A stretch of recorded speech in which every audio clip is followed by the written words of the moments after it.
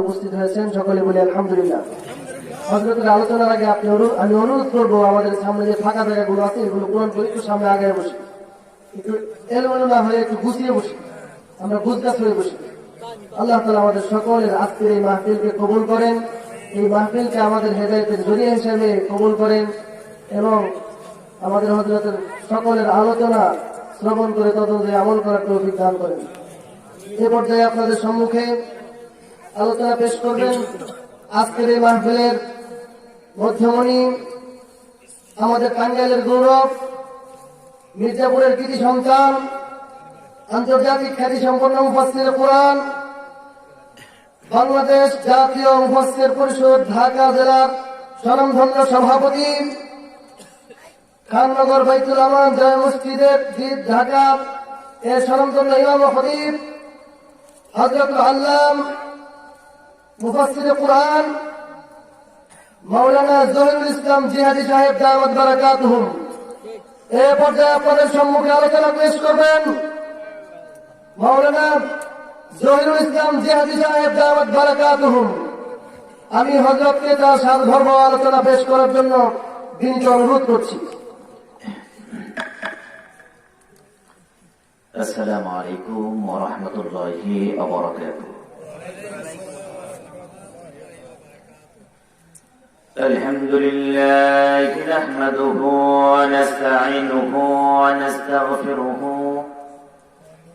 ونؤمن به ونتوكل عليه ونعوذ بالله من شرور أنفسنا ومن سيئات أعمالنا،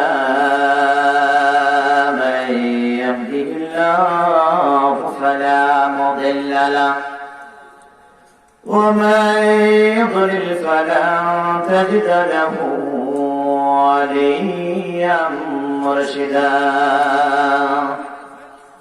ونشهد أن لا إله إلا الله وحده لا شريك له، ونشهد أن محمدا عبده ورسوله أرسله بالحق بشيرا ونذيرا وداعيا إلى الله بإذنه وسراجا منيرا. فقد قال الله تعالى في كلامه المجيد وفي فرقانه الحميد. সকলেই জবান খুলুন, মেহেরবানি করে আমার সাথে করুন আউযু বিল্লাহি মিনাশ শাইতানির রাজীম। বিসমিল্লাহির রাহমানির রাহিম। লাকাদ কানা লাকুম ফি رسول الله أسوة حسنة. وقال رسول الله صلى الله عليه وسلم بعثت لأتمم مكارم الأخلاق. إن الله وملائكته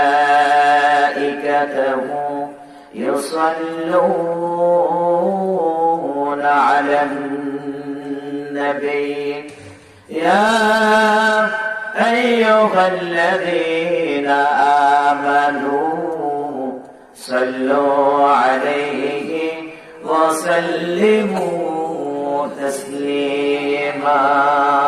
اللهم صل على محمد وعلى آل محمد كما صليت على إبراهيم وعلى آل إبراهيم إنك حميد مجيد. شكرا.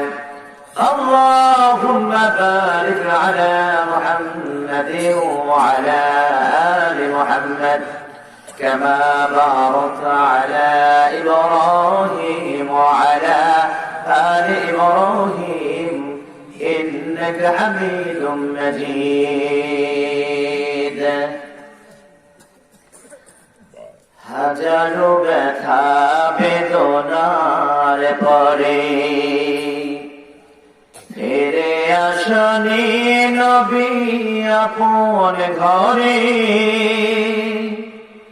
হাজারো ব্যথা বেদনার পরে ফিরে আসনি তুমি আপন ঘরে দিনের আলো তুমি ছড়িয়ে দিতে চলে গেলে মদিনায় মক্কা ছেড়ে হে রাসূল তোমাকে ভুলে আমি কেমন করে হে রাসূল তোমাকে ভুলে আমি কেমন করে লা ইলাহা সবাই লা ইলাহা ইল্লাল্লাহ বলো লা ইলাহা লা ইলাহা বনের পশুরা ছিল যারে ছিল নাই কিছু মানুষ তারে কি বলেন কথা ঠিক না বেশি আমরা যে নবীর উম্মত গোটা বিশ্ববাসী সবাই নবীকে চিনে কিনা বনের পশুরা ছিল যারে ছিল নাই কিছু মানুষ তারে বলেন বনের পশুরা চিনল যারে চিনল নাই কিছু মানুষ তারে আল্লাহ রাবি রসুল তুমি আল্লাহ রাবি রসুল তুমি এই জগৎবাসীর বুকে চিনল নাই কিছু মানুষ তারে বল বনের পশুরা চিনল যারে চিনল নাই কিছু মানুষ তারে লা ইলাহা সবাই জবাব ধরে লা ইলাহা ইল্লাল্লাহ পড়ে লা ইলাহা বলুন লা ইলাহা ইল্লাল্লাহ লা ইলাহা লা ইলাহা ইল্লাল্লাহ মুহাম্মাদুর রাসূলুল্লাহ সাল্লাল্লাহু আলাইহি ওয়াসাল্লাম। মির্জাপুর উপজেলা গলি বড়বাড়ি মৃত আব্দুল সামাদ সাহেবের বাড়ির উদ্যোগে আয়োজিত আজকের এই ওয়াজ মাহফিলের সম্মানিত সুযোগ্য সভাপতি গলি নুরুল উলুম হাফিজিয়া মাদ্রাসার সম্মানিত মুহতামিম হাজার হাজার কোরআনের হাফিজের যিনি উস্তাদ অসংখ্য আলেমের যিনি উস্তাদ অত্র এলাকার জননন্দিত আলেম দ্বীন হযরত মাওলানা আবু হানিফ জিহাদি সাহেব মাদ্রাজিলুল আলী আল্লাহ রাব্বুল আলামিন আজকের মাহফিলের সম্মানিত সভাপতিকে আমৃত্যু দ্বীনি খেদমতের সাথে জড়িয়ে থাকার তৌফিক দান করুন সকলে বলে আমিন। আজকের মাহফিলে যিনি আপনাদেরকে আলোচনা শুনিয়ে ধন্য করেছেন হযরত মাওলানা লুৎফুল হায়দার কাফি সাহেব, শিক্ষক মির্জাপুর পাইলট উচ্চ বালিকা উচ্চ বিদ্যালয় মির্জাপুর টাঙ্গাইল। আরো আলোচনা করেছেন প্রশাসন জামে মসজিদ দেলদুয়ার টাঙ্গাইলের সম্মানিত ইমাম ও খতিব হযরত মাওলানা মুফতি আসাদুল্লাহ খান সাহেব, আল্লাহ রাব্বুল আলামিন আমার ভাই মুফতি আসাদুল্লাহ খান সাহেবকে আল্লাহ কবুল করুক, সকলে বলে আমিন। তার কণ্ঠকে আরো দারাজ করে দিন, তার কণ্ঠকে কোরআনের জন্য কবুল করুক, সকলে বলে আমিন।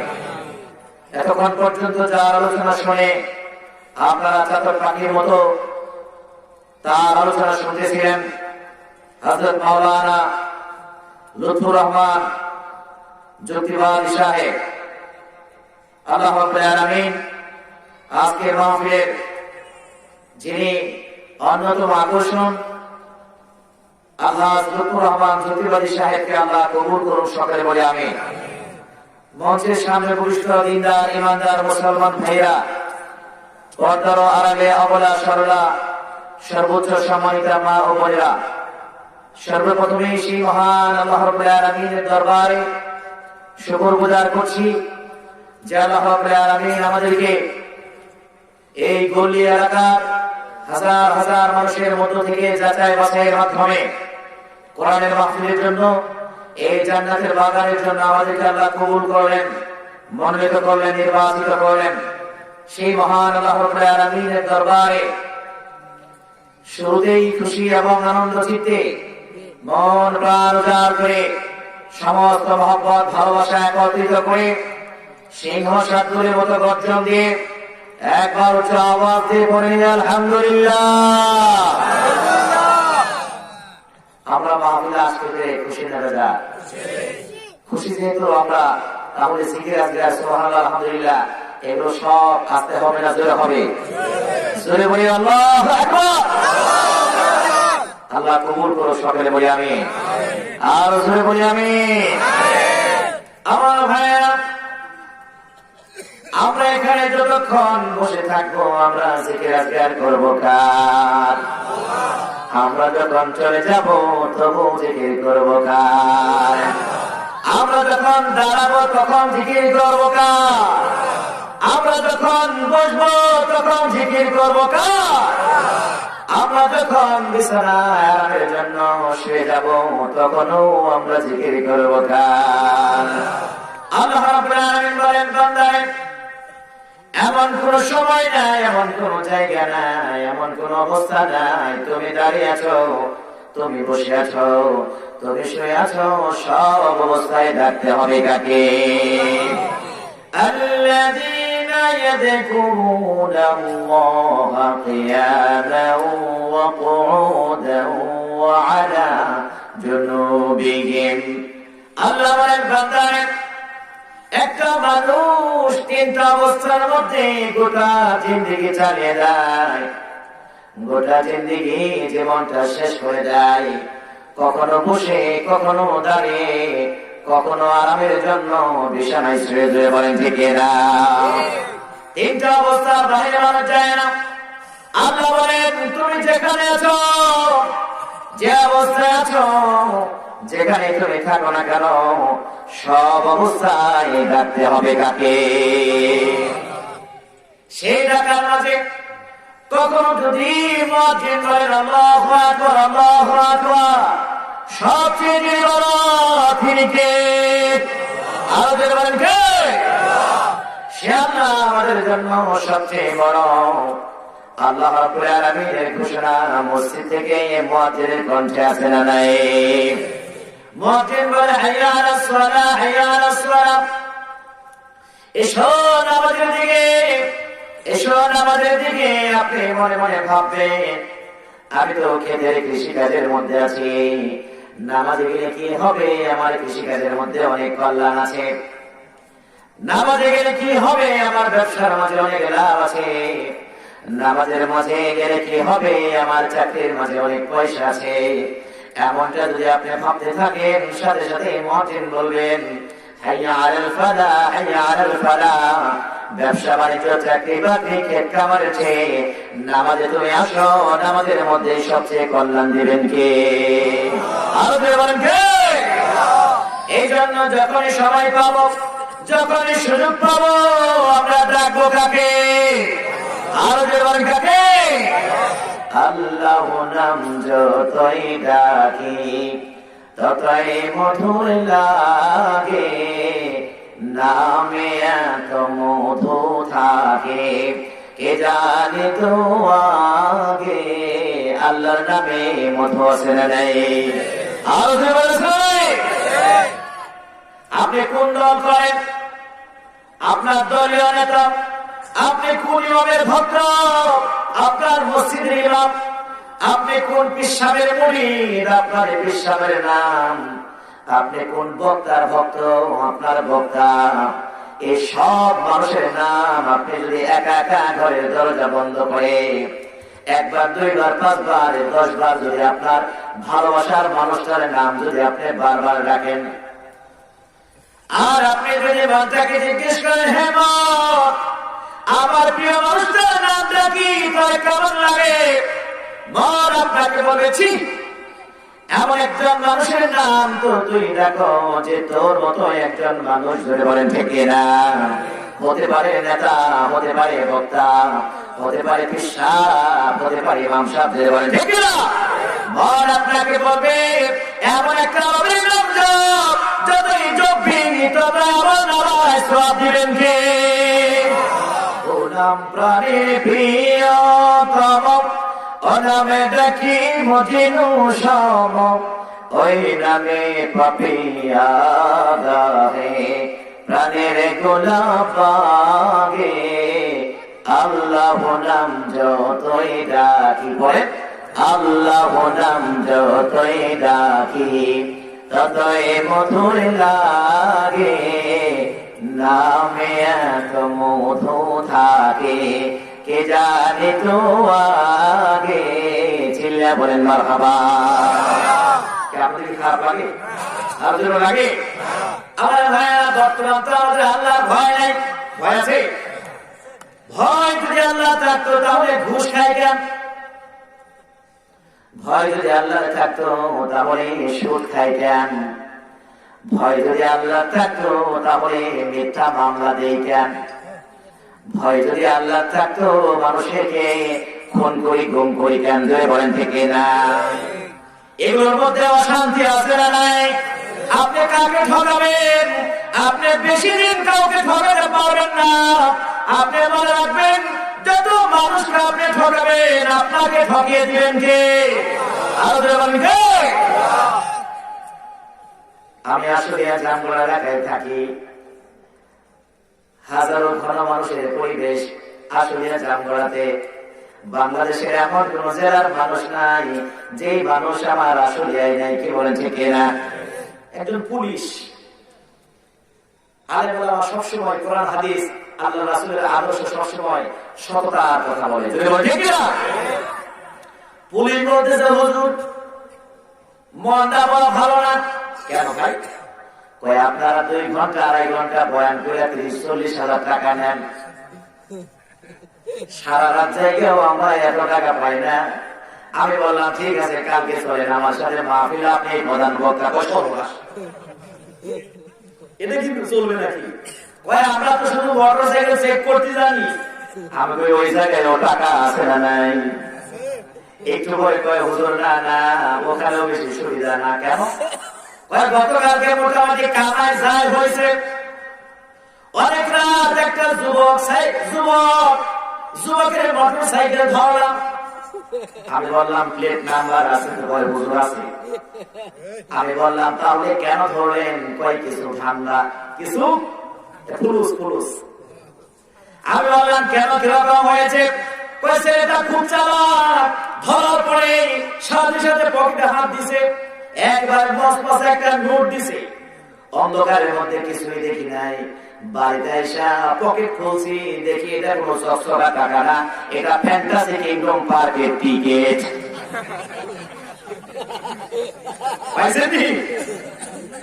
আমি বললাম তাই কি মন খারাপ? বাদ পাড়ির উপর দিও বাদ পাড়ি।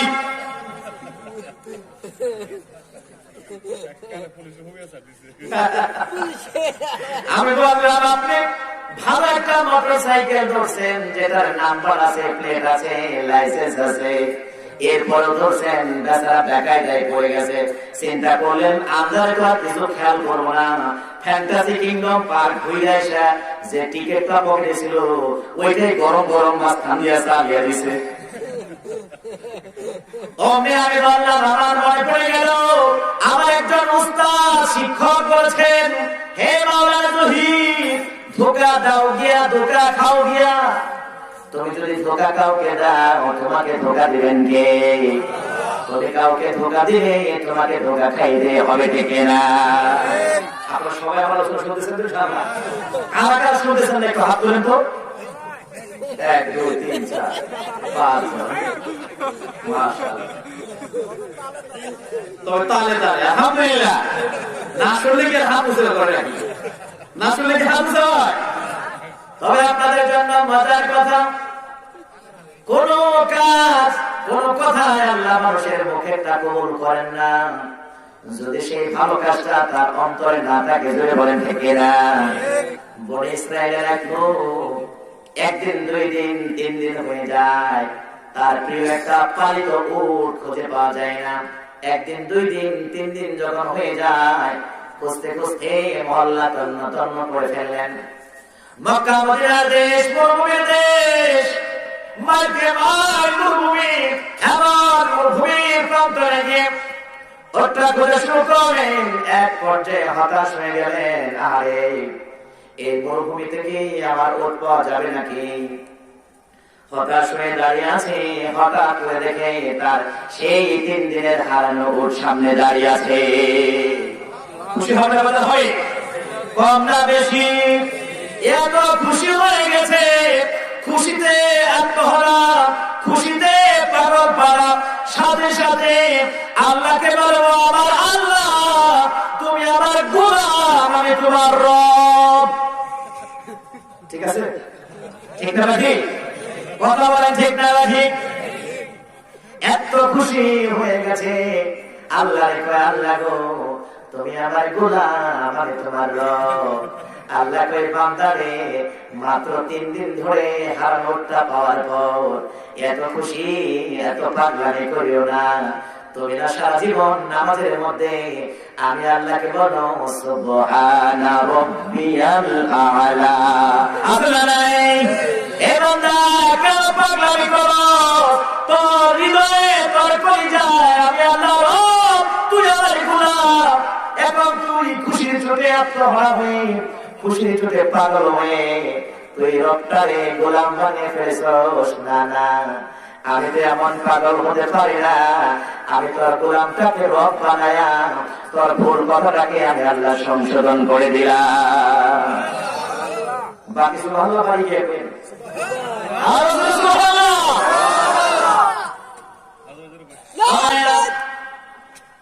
আল্লাহ রাব্বুল আলামিন এমন রব, আল্লাহ আমাদের এমন সব। কেউ যেটা দেখে না সেটা দেখেন কে? কেউ যেটা শোনে না সেটা শোনেন কে? কেউ যেটা জানে না সেটা জানেন কে? আপনার অন্তরে কি আছে কেউ জানেন না, জানেন যিনি, তিনি কে? উত্তরবঙ্গের মাহফিলগুলো গভীর রাত পর্যন্ত হয়। দিনাজপুর, পঞ্চগড়, বাংলা বান্ধা, ঠাকুরগা। বক্তা গিয়ে দেখে সর্বনাশ, এই গভীর রাত। আমার এলাকাতে টাকিয়া করনা গত কয়েকদিন আগে আমাকে রাত্রি 12টার পরে দিয়েছে। যাই হোক, তো বক্তা গিয়ে দেখে মানুষ ঘুম, 12টার পরে তো ঘুমের সময়, ঠিক না? একজন আরেকজনের উপরে কেউ চিত হয়, কেউ কাজ হয়। বক্তা চিন্তা করলেন এদেরকে যদি ইউসুফ জুলাইখার কাহিনী শোনায়, সকালবেলা জুলাইখা পুরুষ মানুষ না মহিলা মানুষ ঠিক পাবে না। এই জন্য আগে সজাগ করে নেই। তবে আমরা সবাই জান্নাতের পাগল। কিসের পাগল? আরো জোরে কিসের পাগল? যারা নামাজি তারা জান্নাত চায়, যারা বেনামাজি তারা কি চায়? ওরা আরো বেশি চায়, কারণ ওরা তো নামাজ পড়ে না, ওদের টেনশন বেশি, এই জন্য ওরা জান্নাত বেশি চায়। বক্তা চিন্তা করলেন দেখি ঘরের মাঝে কারা কারা জান্নাত চায়। কই যারা যারা জান্নাতে যাবেন 2 হাত তুলে দেখান। সবাই হাত তুলছে, কারণ জান্নাত আছে যেখানে আমরা আছি, মায়ের কোটা যেখানে আমরা নাই। একবার খাওয়ানোর আগে মায়ের পিছিয়ে কি বলে ঠিক না? সুন্নাত নাই শুধু দাওয়াতের মেহমান, সুন্নাত নাই শুধু খাওয়া শেষে মধুপান, আরো কিছু সুন্নাত আছে তুমি জানো কি? জানলেও জীবনে কখনো তা মানো কি? মিষ্টি সুন্নাতের পরে তিতা সুন্নাত আছে না নাই? বক্তা চিন্তা করেন জান্নাত তো সবাই চায়, এটাকে আপনারা বুঝতে তুলছেন নাকি না বুঝতে তুলছেন আমি একটু টেস্ট করবো। ওই দেখি এবার কারা কারা জাহান্নামে যেতেছিলাম সবাই হাত তুলছেন। বক্তার ব্যাপারটা কি? এগুলো কি মাথা খারাপ নেই? কয় না হুজুর মাথা খারাপ না, আপনি আছেন যেই দিকে আমরা যাবো মাথা খারাপ না হুজুর, আপনার সাথে আছি। আপনি জাহান্নামের কথা বলছেন তাও আছি, জান্নাতের কথা বলছেন তাও আছি। আমরা কিন্তু এমনটা বলে চলবে না, জোরে বলেন ঠিক না? আমরা জান্নাত আছে যেখানে আমরা থাকবো, ঈমানের কথা যেখানে আমরা থাকবো। আল্লাহ তৌফিক দান করুন, সকলে বলেন আমিন। লা ইলাহা ইল্লাল্লাহ, বলুন লা ইলাহা ইল্লাল্লাহ, জোরে লা ইলাহা ইল্লাল্লাহ। আমরা যে আল্লাহর পাগল, আমরা যে আল্লাহর পাগল। কার পাগল? নাকি খিচুড়ির পাগল? তাহলে কর্তৃপক্ষকে বলি খিচুড়ি দেওয়া যান। খিচুড়ি ভাবলে কিছু ঝামেলা হয়, একটু খেয়াল রাখেন, মানুষ বাড়ি না পড়ে। তাই মাশাআল্লাহ। তবে আমরা এখানে যারা কোরআনের জন্য আসছি শেষে খিচুড়ি নিয়ে যাবো, কোনো সমস্যা? কিন্তু খিচুড়ির জন্য আসলে সমস্যা আছে না নাই? আল্লাহ শিখিয়েছেন বান্দারে রব্বানা আতিনা ফিদ দুনিয়া হাসানা ওয়া ফিল আখিরাতি হাসানা ওয়া কিনা আযাবান নার। বান্দারে আমি আল্লাহর কাছে চাও দুনিয়ার সমৃদ্ধি, দুনিয়ার কল্যাণ দিবেন কে? আমি আল্লাহর কাছে চাও আখিরাতের কল্যাণ দান করবেন কে? আল্লাহর কাছে চাও জাহান্নামের মুক্তি, জাহান্নাম থেকে মুক্তি দান করবেন কে? কোনো সমস্যা নাই। আপনি কোরআনের জন্য আসছেন, যাওয়ার শেষে যাওয়ার শুরুতে বিদায় কালে যদি খিচুড়ি দেয় কোনো সমস্যা নাই, আলহামদুলিল্লাহ ঠিক না? কিন্তু ওয়াজের নামে খবর নাই, খিচুড়ির ঘোষণার পর যদি মানুষ বাড়ে সমস্যা আছে না নাই? এজন্য বক্তারা খুব চালাক হয়ে গেছে বর্তমানে। এক বক্তা যায় দেখে যে ব্যাপারটা কি বিশাল ব্যাপার, মানুষ হবে কবে? ওই হুজুর একটু পরে, আরে আমার পরে কোনো বক্তা নাই, আবার কবে হবে? ওই হুজুর মোনাজাতের রাত দিয়া। কয় কেন ভেজাল নাকি? হুজুর ভেজাল আছে খিচুড়ি। বক্তা কয় তাহলে আমার বুদ্ধি জানা আছে। এমনি আন্দাজ একটা কথা আছে, এই ভলেন্টিয়ার ভাইরা ডান দিক থেকে খিচুড়ি দেওয়া শুরু করে দাও। ওয়াজ নাই না আহমদ হুসেন আল্লাহ বইলেই করে ডান দিক থেকে খিচুড়ি দেওয়া শুরু করে দাও। এখন এক বেচারা খিচুড়ি খাওয়ার জন্য ভালো প্লেট একবার ল্যাপ কম্বল গায়ে দিয়ে শুয়ে রয়েছে, প্লেট একটা সীতা ধরাই খায়। কোন সময় খিচুড়ি ঘোষণা দেবে অমনি পাবে তো উর কালে তো গেছে যে ডান দিক থেকে খিচুড়ি দেওয়া শুরু করে দাও। বিসমিল্লাহ বলে কিসের খিচুড়ি খবর নেই, মাইকেল ঘোষণা শুনে আমার মাথা নষ্ট, সর্বনাশ। ওয়াজ শুনলাম না, খিচুড়ি খাইলাম না, হবে নাকি মাছে দৌড়, ল্যাপ কম্বল ভাঙিয়া যে দৌড় মারছে ওর খেয়ালই নাই। ঘরের দরজা যে আটকানো, ঠাস করে একবারে দরজা বরাবর কপালে বাড়ি।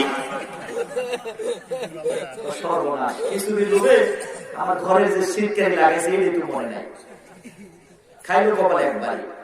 মনটা খারাপ, কাজের শুরুতে যাত্রা ভালো না।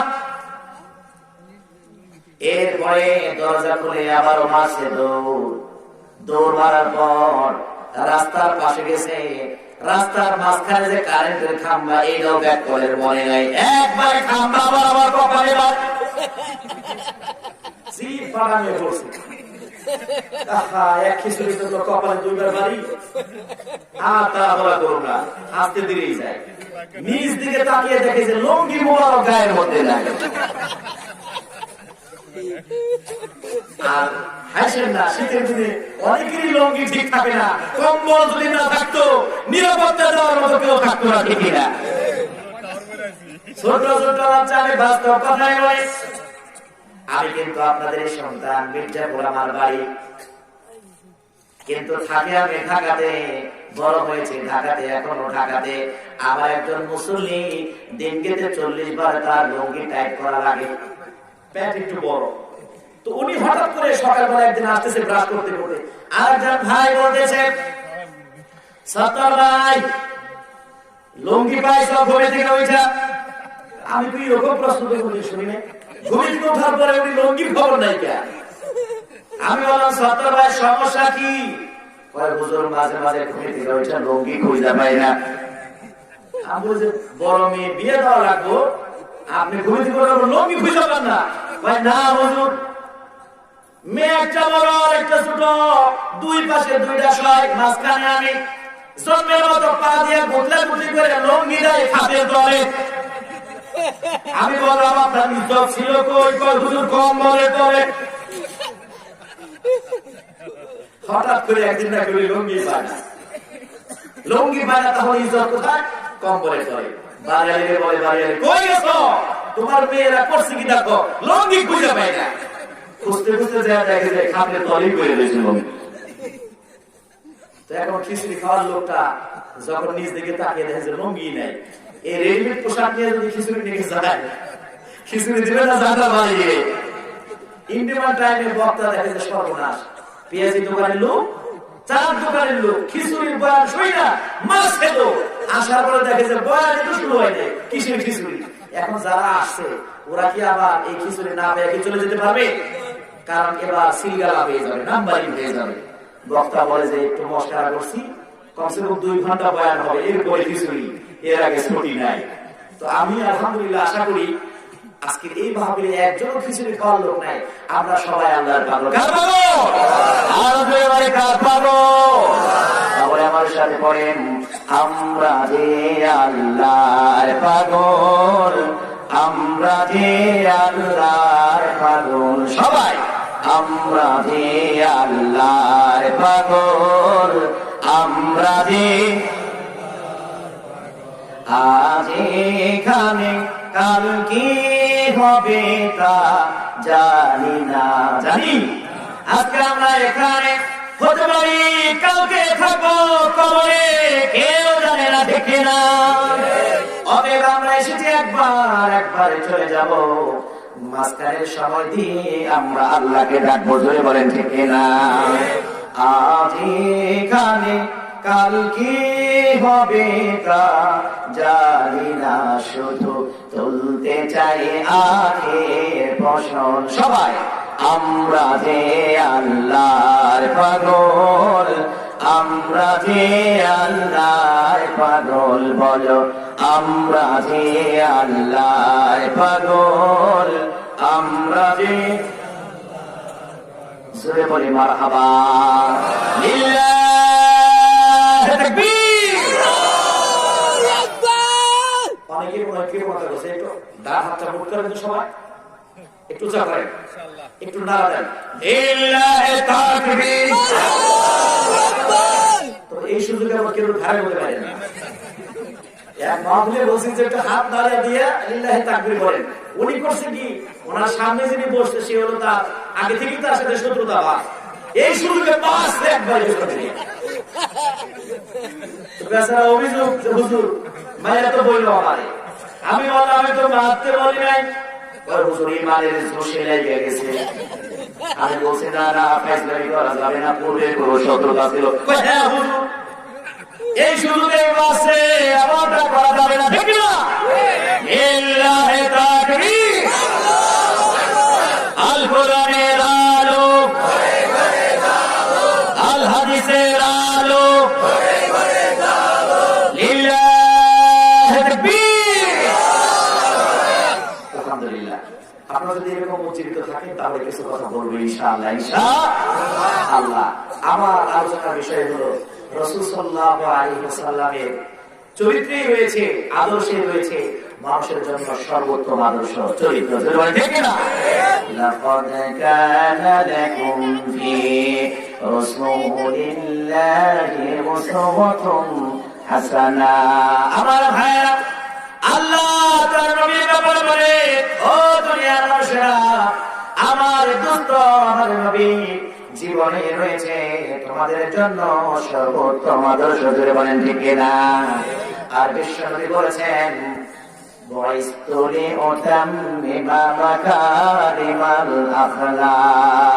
আমি এসেছি গোটা দুনিয়ার সব মানুষের চরিত্রকে পরিপূর্ণ করার জন্য। বলেন সুবহানাল্লাহ। তার মানে যার জীবনে, যার চরিত্রে আল্লাহর নবীর চরিত্র না, আদর্শ না, ওই আদর্শ কোনো আদর্শ হতে পারে না। ঠিক না? বিশ্বনবী আদর্শ শিখিয়েছেন, চরিত্র শিখিয়েছেন। আর আমার নবীর চরিত্রটা কেমন ছিল? রাত্রে যেমন ছিল, দিনের আলোতেও তেমন ছিল। জোরে বলেন ঠিক না? আমি বড় ইমাম সাহেব, আমি বড় নেতা, রাত্রে একরকম, দিনের বেলায় আর একরকম। ঠিক না? দিনের বেলায় মঞ্চ গরম করি, দিনের বেলায় মিটিং করি, মিছিল করি, বক্তৃতা দেই, খুব ভালো। কিন্তু রাত্রিবেলায় ঘন ঘন পানি খায়, পানি খেয়ে টান হয়ে পড়ে থাকি। জনগণ জানে না হোটেলের ভিতরে এরকম ঘটনা আছে না নাই? এই পানি কিন্তু আবার সাদা পানি মনে করেন না, ঘন পানি। নাম কি? অনেকে বলে ডাইল, এটা কিন্তু আবার মাসকলের ডাইল না, এটা হলো মদ। এটার নাম কি? আগামীকালকে আমার মাহফিল হলো কক্সবাজারে।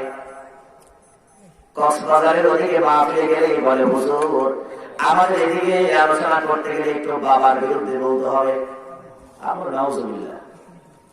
আমার নবী সব বাবার পক্ষে কথা বলেছেন, পিতার পক্ষে কথা বলেছেন। আল্লাহ রাব্বুল আলামিন বলেছেন, ওয়াকাদা রাব্বুকা আল্লা তা'বুদু ইল্লা ইয়্যাহু ওয়া বিল ওয়ালিদাইনি ইহসানা। মাতা পিতা উভয়ে আল্লাহ রাব্বুল আলামিন তাদের সেবা যত্ন করা, তাদের প্রতি কর্তব্য করে দিয়েছেন কে? আরো বলেন কে? আমার ভাইয়া, তাদের প্রতি ইহসান, তাদের প্রতি মায়া, তাদের প্রতি মহব্বত, তাদের প্রতি কর্তব্য পালন করতে বলেছেন কে? আর আপনারা বলেন, হুজুর বাবার বিরুদ্ধে বলবেন, এটা কেমন কথা কয় হুজুর? না না, এটা হ্যাঁ বাবা না, এটা হলো ইয়া বাবা। ইয়া বাবা আসলে নাই। আমি বললাম ইয়া বাবা কারে কয়? হুজুর ট্যাবলেট বাবা। আমি বললাম এই বাবার বিরুদ্ধে কথা বলে তো আবার যুবকরা খেয়ে বাজায়। যুবকরা আমাদের গান শোনায়, শোনো মুমিন মুসলমানো, কলি ভোরে গাঞ্জা টানো, আখিরাতে সবই পাইবা, গাঞ্জা পাইবা না। হুজুর আখিরাতে তো সব পাওয়া যাবে, গাঞ্জা পাওয়া যাবে না, এই জন্য তো দুনিয়ায় টান দেয় না। আমার ভাইয়া, বিশ্বনবী আমাদের জন্য চরিত্রের মানে, বিশ্বনবী আমাদের জন্য উসওয়ায়ে হাসানা, বিশ্বনবী আমাদের জন্য আদর্শের প্রতীক। বিশ্বনবীর আদর্শটা কেমন ছিল? আল্লাহর নবী নিজের ইচ্ছা মতো কোনো কিছু করতেন না, নিজের মন মতো কোনো কিছু বলতেন না, যা মন চাইতো তাই করতেন না, যা কিছু করতেন কার হুকুমে। ওমা ইয়ানতিকু আনিল হাওয়া ইন হুয়া ইল্লা ওয়াহয়ুন ইউহা।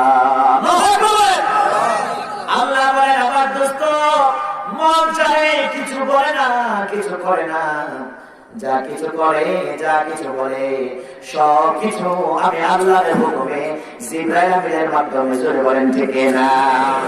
এই জন্য বিশ্বনবী বলেছেন, ও আমার উম্মতেরা তোমরা শোনো, ও আমার স্ত্রীরা, রাতের আধারে, দিনের আলোতে তোমরা আমার মাঝে যা কিছু দেখতে পাও চরিত্র, তোমরা সব কিছু মানুষের কাছে অকপটে খুলে বলে দাও। সুবহানাল্লাহ। রাত্রিবেলায়, ও আমার স্ত্রীরা, তোমরা রাত্রিবেলায় আমার মধ্যে যা কিছু দেখতে পাও চলাফেরা সব দিনের সূর্যের আলোতে মানুষের কাছে বলে দাও। আজকে আমরা যত বড় বড় এমপি, মন্ত্রী, নেতা, খেতা, আমাদের রাত্রের চরিত্র যদি বউদেরকে বলি, ও আমার স্ত্রী, রাত্রে যা করি, এই যে তাল মাতাল হয়ে তোমার ঘরে এসে পড়ি, এই অবস্থাটা মানুষের কাছে খুলে বলে দাও। তাহলে কি জনগণ ভোট দিত? জনগণ কিনে তো মানতো?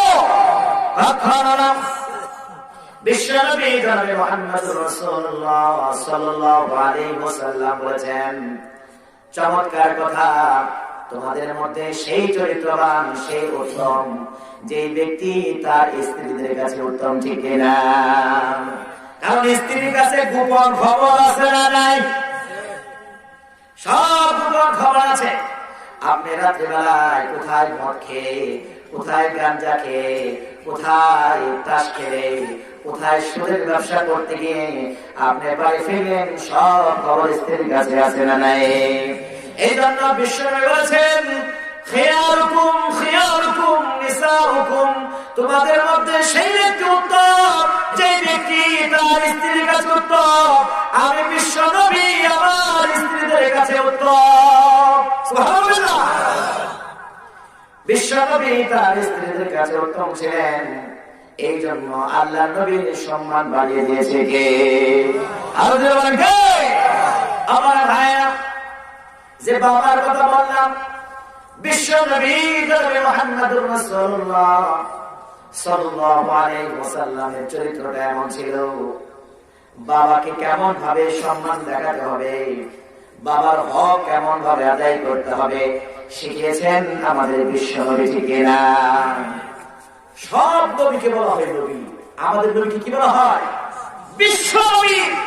সব নবীকে বলা হয় নবী, আমাদের নবীকে বলা হয় মহানবী, ঠিক না? আমার নবী হয়ে আমাদের জন্য চমৎকার উপদেশ দিয়েছেন। একজন যুবককে বিশ্বনবীর কাছে বললেন, নারীদের বিচার দেন নবী হে, আমার বাবা আমার মা বেঁচে আছে, আমার ঘর থেকে নানান কিছু আমার বাবা না বলে আমার কাছ থেকে নিয়ে নেয়। কার বিরুদ্ধে নালিশ দিলেন? কার বিরুদ্ধে? বাবার বিরুদ্ধে। বিশ্বনবীকে বললেন, নবী হে, আমার বাবা আমার ঘর থেকে অনেক জিনিসপত্র না বলে চুরি করে নিয়ে যায়। বিশ্বনবী বললেন, ঠিক আছে। প্রথমত এই বিশ্বনবী মাইন্ড করলেন, মন খারাপ করলেন, কারণ বিশ্বনবী কখনোই বাবার বিরুদ্ধে বিচার করতে পারে না, ঠিক না? বিশ্বনবী বললেন, ঠিক আছে, তোমার বাবাকে পাঠাও। হঠাৎ করে দেখলে একজন বুড়া মানুষ কুজু কুজু হয়ে, বাঁকা হয়ে, হাঁটে হাঁটে পা পা করে নবীর কাছে আসলেন। বিশ্বনবী বুড়া মানুষটাকে দেখে হতভম্ব হলেন। বুড়া লোকটা নবীর কাছে চলে আসলো। বিশ্বনবী বুড়া মানুষটাকে জিজ্ঞেস করলেন, ও আল্লাহর বান্দা, গোলাম, আপনি নাকি আপনার ছেলের ঘর থেকে নানান কিছু না বলে আপনি চুরি করে গোপনে আপনি নিয়ে যান, কথাটা সত্য কিনা? আল্লাহর বান্দা পুরানো ওই ছেলের বাবা বলেন, হ্যাঁ আমি এমনটা করি। আমি কেন করি? আমার কাছে এক সময় সম্পদ ছিল, টাকা ছিল, আমার কাছে এক সময় জিনিসপত্র ভরা ছিল, আমার এই ছোট্ট ছেলেটার কিছুই ছিল না, তার পিছনে আমি হাজার হাজার টাকা খরচ করেছি, তার পিছনে হাজার হাজার টাকা আমি ব্যয় করেছি, মানুষের মতো মানুষ করেছি যখন তার কিছুই ছিল না। এখন তার কাছে সব আছে, টাকা পয়সা আছে, সম্পদ আছে, কিন্তু নবী হে, আমি বুড়া হয়ে গেছি, আমার কাছে কিছুই নাই, আমি একা একা চলতেই পারি না, আর আমি যেন কোনো কিছু না দিতে পারি, এই জন্য আমার ছেলেটা আমার কাছ থেকে সব কিছু গোপন করে তার ঘরের ভিতরে ভরে রাখে, ঘরের ভিতরে আটকিয়ে রাখে। এই জন্য আমি তাকে না বলে তার ঘর থেকে আমি অনেক জিনিসপত্র নিয়ে নেই। বুড়া লোকটার কথা শুনে বিশ্বনবীর চোখ থেকে পানি ঝরালেন। বিশ্বনবী বললেন, ও আল্লাহর বান্দা, ও যুবক, একটা মানুষের সবচেয়ে দুর্বল দুইটা সময়। একটা হলো ছোটবেলা, আরেকটা হলো বৃদ্ধবেলা। তুমি এক সময় ছোট ছিলে, এখন তুমি জোয়ান, তোমার বাবা এখন বুড়া হয়ে গিয়েছে। হে যুবক, তুমি শুনে রাখো, আজকে তুমি যত সম্পদ, যত টাকা পয়সা তুমি কামাই করেছ, মালিক হয়েছ, সমস্ত সম্পদের মালিকও তোমার বাবা, তুমিও তোমার মালিক তোমার বাবা। তোমার মালিক, তোমার সম্পদের মালিক, সব কিছুর মালিক তোমার বাবাকে বানিয়েছেন কে? যখন তোমার বাবা থাকবে না, তখনই তুমি পরিপূর্ণ মালিক। যতদিন তোমার বাবা থাকবে, তুমি পরিপূর্ণ মালিক না, তুমি সহ তোমার সম্পদের সব মালিক আল্লাহ তোমার বাবাকে বানিয়েছেন, ঠিক না? অতএব বাবার কাছ থেকে কোনো কিছু গোপন করে রাখা যাবে না। বাবার পিছনে ব্যয় করো, বাবার হক আদায় করো। তোমার সম্মান বাড়িয়ে দিবেন কে? তোমার রিজিক বাড়িয়ে দিবেন কে? আজকে চমৎকার গল্লি বড়বাড়ি মৃত আব্দুল সামাদ খান সাহেবের সুযোগ্য ছেলেরা আজকে বাবার কথা স্মরণ করে হাজার হাজার লক্ষ লক্ষ টাকা খরচ করে আজকে চমৎকার একটা কোরআনের আয়োজন করেছেন। এই তো যোগ্য বাবার যোগ্য সন্তান, পয়সার মায়া না করে, সম্পদের মায়া না করে, বাবার কবরের কথা চিন্তা করে, হাসরের কথা চিন্তা করে কাজ করলেন। আমরা দোয়া করছি আল্লাহ যেন তার এই সব আয়োজনকে কবুল করে বাবার কবরটাকে জান্নাতের টুকরা বানিয়ে দেয়। বলেন আমিন। লা ইলাহা ইল্লাল্লাহ, জোরে লা ইলাহা ইল্লাল্লাহ। আল্লাহু আল্লাহু কি যে মধুর নাম, সবাই আল্লাহু আল্লাহু কি যে হেরা পান্না মনি মুক্তা, হেরা পান্না মনি মুক্তা, হয় না তাহার দাম। আল্লাহু, সবাই আল্লাহু কি যে মধুর নাম, জোরে বলি মারহাবা। আমার ভাইয়া, এই জন্য নবীর চরিত্রে, নবীর সুন্নতে শান্তি আছে না নাই? নবীর সুন্নত না মানলে অশান্তি আছে না নাই? কেমন অশান্তি দেখেন, এক বেচারা মোটরসাইকেল চালাইতেছে, সুন্নত দূরের কথা, রাস্তায় চলার একটা সুন্নত আছে না নাই? রাস্তার কোন পাশে, ডানে না বামে? ডানে। পোশাক পরার সুন্নত আছে না নাই? ডান হাত আগে দিবেন, বাম হাত পরে দিবেন, বোতাম গুলোকে সুন্দর করে লাগাবেন। জিন্সের পরা পরা যাবে না, সব বোতাম খুলে রাখলেন। কিছু ছেলেগুলো আছে দেখবেন, ওই আবার শার্ট সব বোতাম খুলে রাখেন। আবার এখন ইদানিং একটা মডেল বের হয়েছে কুট, এই যে দেখবেন, এই কুটের হার আছে একটা অনেকে পিছলেও যায়, আছে না নাই? ওই বুকে যেন বাতাস না লাগে এরকম সিস্টেম করে দিয়ে মোটরসাইকেল চালাইছে। কুয়াশার কারণে দেখেই নাই, ও মনে করছে দুইটা লাইট যেহেতু দেখা যায়, মনে করছে তো দুই গাড়ির দুই লাইট, কিন্তু এক বাসের যে দুই লাইট, ট্রাকের যে দুই লাইট, এটাও ভাবে নাই। মনে করছে দুই পাশে দুই লাইট, দুই গাড়ি, ওই রিক্স নিলাম একটা মাঝখান দিয়ে দিয়ে দেই, ডাইরেক্ট মাঝখান ধরেছে, ইচ্ছা মতো যে বাড়ি লাগে একবার খাতে বাড়িয়েছে। দূর থেকে দুইজন যুবক খেয়াল করলো, সর্বনাশ, বেচারা ভালো মানুষ, হঠাৎ করে অ্যাক্সিডেন্ট হয়ে একবারে খাদে পড়ে গেছে। দৌড় দিয়ে চলে গেলেন দুইজন বন্ধু, গিয়ে দেখে অবস্থা খারাপ, রোগী আমার অজ্ঞান, যে বাড়ি লাগছে জম্মের মতো, রোগীকে মেডিকেলে নেওয়া লাগবে। এখন দুইজন বন্ধু, দুজন তো আর একরকম চালাক না, কেউ একটু চালাক, কেউ একটু বোকা।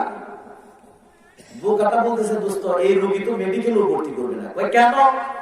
ওই অবস্থা দেখো তার কি খারাপ, যেই বাড়ি লাগছে দেখো তার মুখটাই পুরো ঘুরে গেছে। কিরকম? ওই দেখো তার মুখ একদিকে, মুখ হলো আর একদিকে। চালাকটা বুঝে সারি নেই, চালাকটা জামা কাপড়ের দিকে তাকিয়ে রেখেছে, সর্বনাশ। আসলে দুটাই মুখ দেখা যায় একদিকে, বুক দেখা যায় একদিকে, বুঝে নেয় বিষয়টা কি, উঠছে উঠে পড়ছে। এখন চালাকটা কয়, দোস্ত এর কি করা লাগবে? ওই আগে মুখটা সোজা করা লাগবে, এরপরে মেডিকেলে নেওয়া লাগবে। বোকাটা চিন্তা করতেছে মুখ সোজা করবো কিভাবে। চালাকটা কয় দোস্ত বুঝোস না, সাইকেল টাল হয়ে যেমনি সোজা করে এর হাতটাকে এইভাবে সোজা করা লাগবে।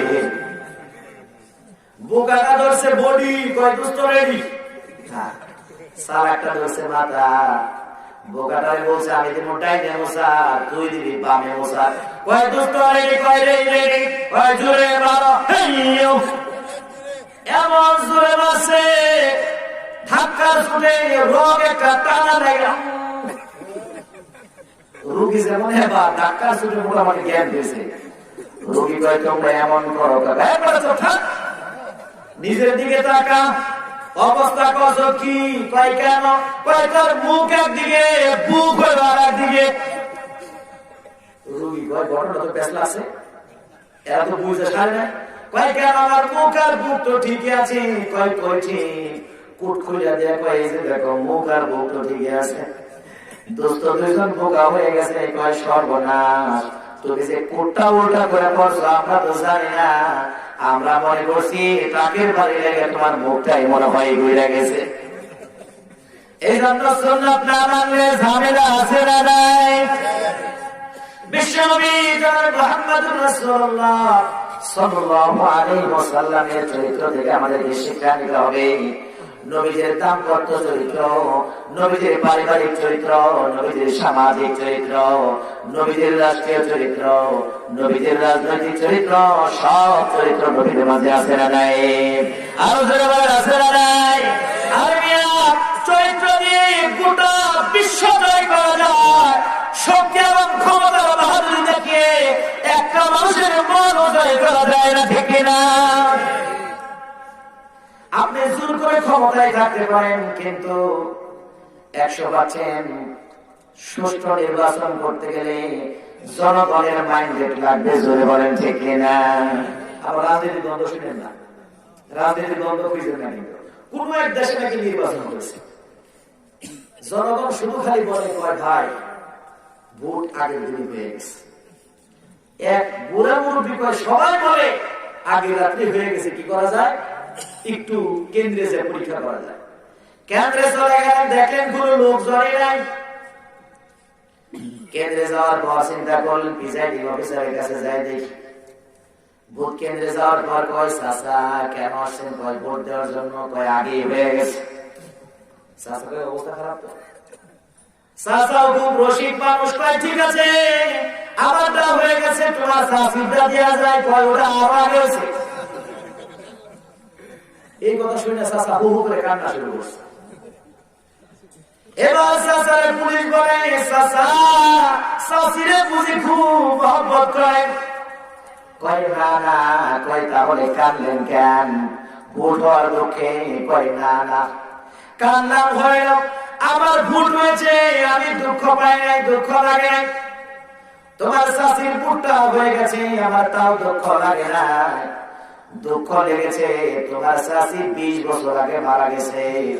কবর থেকে উঠা ভোট দিয়া গেল, তোমার চাচার একটু দেখে গেল না, এই দুঃখে আমি কান্দি।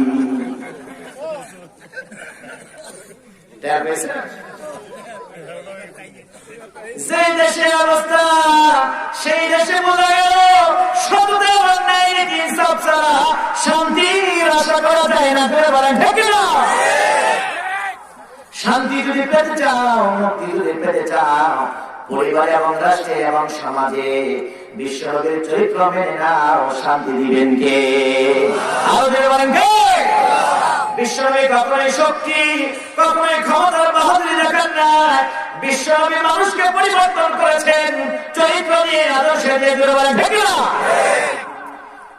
গোটা বিশ্ব জাহানের সৃষ্টি জগতের আমার নবী হলেন শ্রেষ্ঠ আকর্ষণ। বিশ্বনবীকে সৃষ্টি জগতের আকর্ষণ করে আল্লাহ বানালেন, সমগ্র নবীদের নবী করে আল্লাহ বানালেন। এরপরে আল্লাহ রাব্বুল আলামিন গোটা সৃষ্টি জগতের জন্য বানালেন ওয়া আরসালনাকা ইল্লা রাহমাতাল লিল আলামিন। আল্লাহ বলে দোস্ত হে তোমাকে আমি আল্লাহ বানিয়েছি গোটা সৃষ্টি জগতের জন্য রহমত জুড়ে বলেন ঠিক কিনা? আবু জাহেল্লাহেরা খোদার সেরা পাপী তারা, আবু জাহেল্লাহেরা খোদার সেরা পাপী তারা, নবীর দেখা পেও তারা ঈমান আনলো না রে, ছিল না কিছু মানুষ তারে বলুন বনের পশুরা চিনল যারে, চিনল না কিছু মানুষ তারে জয় বলেন ঠিক না? এত বড় জলিলুল কদর একজন নবী, নবীদের যিনি নবী, গোটা সৃষ্টি জগতের যিনি সেরা মানুষ, এমন মানুষ একজন ইহুদির কাছ থেকে বললেন, ও ইহুদির বাচ্চা, আমাকে কিছু টাকা ধার দেবে, আমি কয়েকদিন পর পরিশোধ করব। ইহুদির কাছ থেকে নবী আমার টাকা ধার নিলেন। ধার নেওয়ার পর বিশ্বনবী তার কাছ থেকে কয়েকদিনের সময় নিলেন। এখন আপনার কাছ থেকে যদি কেউ টাকা ধার নেয় 5 দিনের জন্য, 5 দিন পরে আপনি চাইতে পারবেন, আগে চাওয়া ঠিক হবে না ঠিক না? বিশ্বনবী তার কাছ থেকে যেই কয়েকদিনের জন্য টাকা ধার নিলেন, বাড়ি চলে যেতে না যেতে 1 দিন 2 দিন পরে ইহুদির বাচ্চা চলে গেলেন নবীর বাড়িতে। এখনো আরো কয়েকদিন বাকি আছে, এখনো ওয়াদা শেষ হয় নাই। নবীর বাড়িতে রাঙ্গিনায় গিয়ে ইহুদি তো বুঝে মুসলমানদের সবচেয়ে বড় দুশমন ইহুদি এবং মুশরিকের বাচ্চারা ঠিক কিনা? সেই ইহুদির বাচ্চা যার কোনো আলাম কালাম নাই, যার কোনো ঈমান নাই, যার কোনো আদর্শ নাই, নবীর বাড়ির সামনে গিয়ে বলে, হে মুহাম্মদ, ও আমার টাকা এখনই ভুলে গেছো, আমার টাকা কই? এরকম উচ্চবাচ্য কণ্ঠ শুনে বিশ্বনবীর সাথে আলাপচারিতায় মগ্ন ছিলেন হযরত ওমর। নাম কি? হযরত ওমর নাম কি? মানুষটা কেমন নরম না গরম?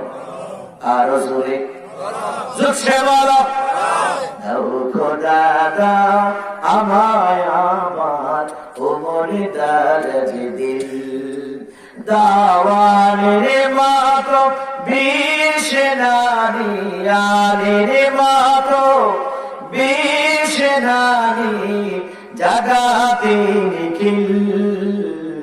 পরে দাও খোদা দাও আমায় আমার ওমরে দারজে দিল। সবাই দাও খোদা দাও আমায় আমার ওমরে দারজে। সচ্চাই মান দিয়ে পাঠাও শত সাহাবা, তাদের দেখে বিশ্ব বাবা বলুক মারহাবা। আবার পাঠাও আবু বকর, ফিতনা ফাসাদ শুশ্রব, অনরটল পাহাড় সম, অনরটল পাহাড় সম, দাও সে মনের মিল,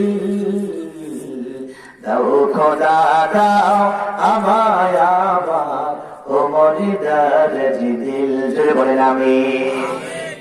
ওমর ঘরের ভিতরে যে বসা, ইহুদির বাচ্চা জানি না। এত রাগারাগি শোনা মাত্র ওমরের কান খাড়া করে দিয়ে চিন্তা করে, এত বড় সাহস, আমি ওমর নদীর পাশে বসে থাকবো আর কোন বেদির বাচ্চা আর নবীকে উচ্চ বাচ্চা ভাষায় কথা বলবে, আমি ওমর কখনোই সইতে পারবো না। ঘর থেকে বেরিয়ে গেলেন বিশ্ব নবী, ওমরকে ধরে ফেললেন। হে ওমর, তুমি শান্ত হও।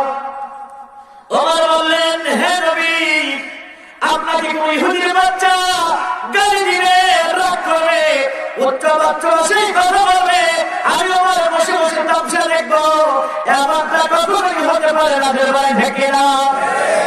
হে ওমর, তুমি শান্ত হও।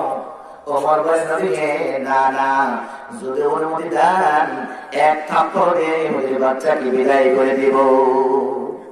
ইহুদির বাচ্চা যখন পুরো বেকায়দায় পড়ে গেছে যে ওমর যে ঘরে বসা আমি তো জানি না, চুপচাপ দাঁড়িয়ে আছে। এক পর্যায়ে বিশ্বনবী ওমরকে টেনে ধরে। ইহুদির বাচ্চা তাকে তাকে দেখে, বিশ্বনবী ওমরকে থামিয়ে দেয়। ইহুদির বাচ্চা তাকে তাকে দেখে।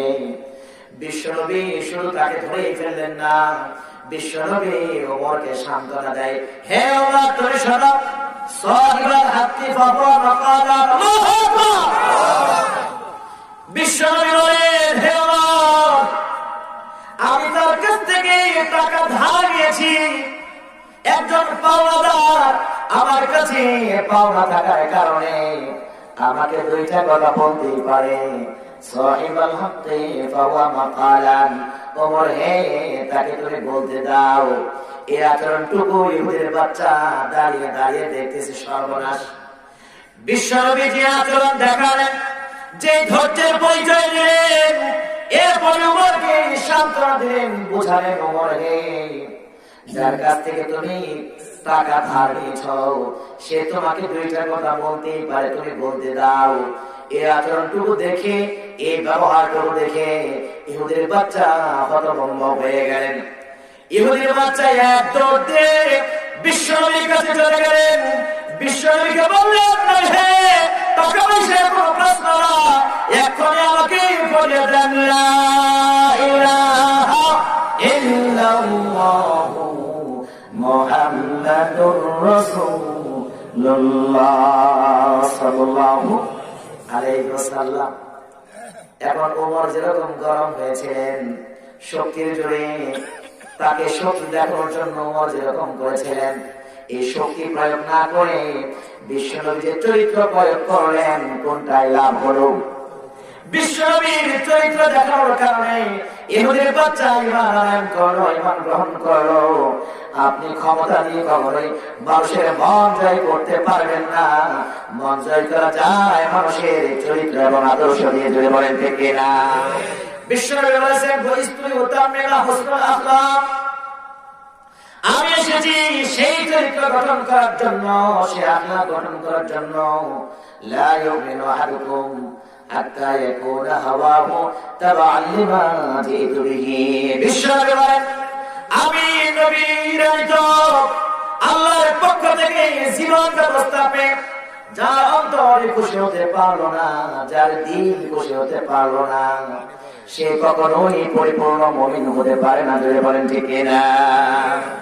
আমার ভাইয়া, বিশ্বনবীর চরিত্র নরম আছে আবার গরম আছে। যদি বলেন ঠিক কিনা? এই যে নরম, ইহুদি বাচ্চা তার সামনে রাগ করলেন, ধমক দিয়ে কথা বললেন, উঁচু সুরে কথা বললেন। নবী শুধু মাফি করলেন না, নবী চুপচাপ দাঁড়িয়ে তার কথাগুলো শোনার জন্য প্রস্তুত হয়ে গেলেন। বিষয়টা হলো, তার কাছ থেকে নবী টাকা ধার নিয়েছেন, কিন্তু তখন কিন্তু আরো কয়েকদিন তার সময় ছিল। নবী ইচ্ছা করলে বলতে পারতেন, ইহুদির বাচ্চারে, এখনো তো সময় বাকি আছে, তুমি কেন আমাকে গালাগালি, কেন আমাকে ধমক দাও, কেন উচ্চবাচ্য কথা বলো? নবী তা করলেন না, বরং ওমরকে বোঝালেন, তাকে বলতে দাও, বলতেই পারে সে হকদার। এই কথা বলার কারণে তার ভিতরে ঈমান ঢুকিয়ে দিলেন কে? আরো বলেন কে? এক ইহুদি বাচ্চা অসংখ্য মুসলমানকে হত্যা করেছে শক্তি এবং ক্ষমতার জোরে, যখন মুসলমানদের দুর্দিন ছিল। আমার ভাইয়া, মুসলমানের হাতে এক সময় ক্ষমতা চলে আসলো, বিশ্বনবীর হাতে ক্ষমতা চলে আসলো। গোটা মদিনাকে কোরআন সুন্নাহর আলোকে পরিচালনা করেন, ইসলামিক স্টেট কায়েম করেন। এমন একটা চমৎকার সময়ে ওই ইহুদির বাচ্চাকে মুসলমানদের হাতে বন্দী করে দিলেন কে? এখন মজা বুঝো। সাহাবারা বলেন, ইয়া রাসূলুল্লাহ, এই তো সেই লোক যে আমাদের অসংখ্য ভাইকে কি করেছেন? হত্যা করেছেন। আর ইসলামে হত্যার কত গুনাহ, কত অপরাধ। মান কাতালা নাফসা ফাকান্নামা কাতালান নাস জামিআ। আল্লাহ বলেন, কেউ যদি নিরপরাধ কোন একটা নফস, কোন একটা জীবনকে হত্যা করে, তাহলে সে যেন গোটা দুনিয়ার সব মানুষকে হত্যা করলো। জোরে বলে নাউজুবিল্লাহ। আমার ভাইয়া, তাহলে কত বড় অন্যায় তিনি করেছেন। এই লোকটাকে ধরার পর সাহাবারা বলেন, নবীকে, এই তো সে আসামি, এই তো সে ইহুদি, যিনি মানুষকে হত্যা করেছেন, মৃত্যুদণ্ডের আসামি। একটা হত্যার পরিবর্তে আরেকটা হত্যা, কারণ আল কতলু বিল কতল, হত্যার পরিবর্তে হত্যা। নবী বলে, না না, ইহুদির বাচ্চাকে হত্যা না করে তাকে জেলখানায় বন্দী করে রাখো। জেলখানায় বন্দী করা হলো। হঠাৎ করে বিশ্বনবী সেই কয়েদি, সেই জেলবন্দী ইহুদির বাচ্চার সাথে সাক্ষাৎকার দিলেন। বিশ্বনবী বললেন, হে ইহুদির বাচ্চা, তোমার আমার কাছে কোনো কিছু চাওয়া পাওয়ার বলতে আছে? ইহুদির বাচ্চা ভালো করে জানেন এখন মুহাম্মদ রাসূলুল্লাহ সাল্লাল্লাহু আলাইহি ওয়াসাল্লামের হাতে ক্ষমতা। সে বলেন, নবীকে, আপনার হাতে ক্ষমতা, ইচ্ছা করলে আমাকে মারতে পারেন, ইচ্ছা করলে আমাকে নিঃশর্ত মুক্তি দিতে পারেন, ইচ্ছা করলে আপনি আমাকে মুক্তি পণের মাধ্যমে মুক্তি দিতে পারেন। বিশ্বনবী কিছু বলেন না, চলে গেলেন। দ্বিতীয় দিন আবার গেলেন, একই কথা বললেন। তৃতীয় দিনের দিন বিশ্বনবী জেলখানায় চলে গেলেন। সে ইহুদির বাচ্চাকে আবারও সাক্ষাৎ দিলেন, হে ইহুদির বাচ্চা, তোমার আমার কাছে চাওয়ার বলতে কিছু আছেনি, পাওয়ার বলতে কিছু আছেনি, বলার কিছু আছেনি? ইহুদির বাচ্চা একই কথা, নবী হে, আপনার হাতে ক্ষমতা, মুসলমানদের হাতে ক্ষমতা, ইচ্ছা করে আপনি আমাকে মৃত্যুদণ্ড দিতে পারেন, ইচ্ছা করে আপনি আমাকে নিঃশর্ত মুক্তি দিতে পারেন, আবার যদি চান আপনি আমাকে মুক্তি পণের মাধ্যমে আপনি মুক্তি দিতে পারেন। বিশ্বনবী বলেন, বাবা সাহাবা, এখনই জেলখানার তালা ভেঙে ফেলো, ইহুদির বাচ্চাকে জেলখানা থেকে বের করে দাও। আল্লাহু আকবার। জেলখানার দরজা, জেলখানার তালা ভেঙে ফেলা হলো, জেলের দরজা খুলে দেওয়া হলো। ইহুদির বাচ্চাকে বলা হলো, তুমি আজকে থেকে নিঃশর্ত মুক্তি দিয়ে দিলাম, তুমি বেরিয়ে যাও। ইহুদির বাচ্চা মনে মনে চিন্তা করেন, না না, এটা হয়তো বা কোনো অন্য খেলা হতে পারে। ইহুদির বাচ্চা জেলখানা থেকে বের হয়, আবার পিছন দিকে তাকায়, সামনে আগায়, আবার পিছন দিকে তাকায়। কারণটা হলো, বর্তমান আমাদের সমাজে, আমাদের রাষ্ট্রে জেলখানা আছে না নাই? কথা বলেন না, আছে না নাই? সেই জেলখানা বর্তমানে কেমন করা হয়, অনেক আসামিকে দেখবেন, তাদেরকে জেলখানায় থেকে তাদেরকে জামিন দেওয়া হয়, আবার গেট থেকে বের হওয়ার পর রিঅ্যারেস্ট করে আবার অনেকে আবার জেলখানায় বন্দী করা হয়। এমন আসামি আছে না নাই? ইহুদি মনে করতেছেন আমার ক্ষেত্রে এমনটাই হতে পারে, হয়তো আমাকে মুক্তি দিয়ে আবার নতুন করে অ্যারেস্ট করে আমাকে জেলখানায় বন্দী করা হবে। এই জন্য এক কদম আগায়, আবার থমকে দাঁড়ায়, পিছন দিকে ফিরে তাকায়।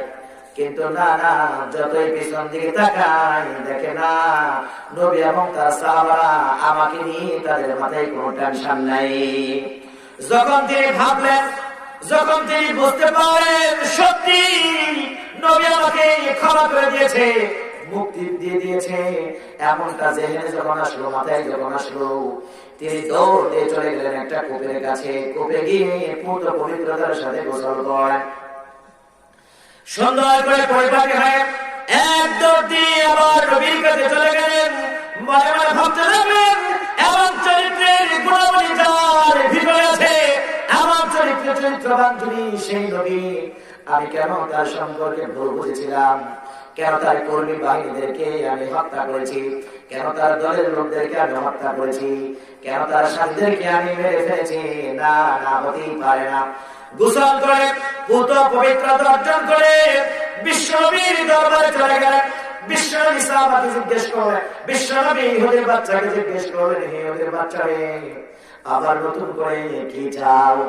ইহুদির বাচ্চা বললেন, নবীকে, বুঝতে পারি না, আপনার অসংখ্য সাহাবাদেরকে, সাথীদেরকে হত্যা করেছি।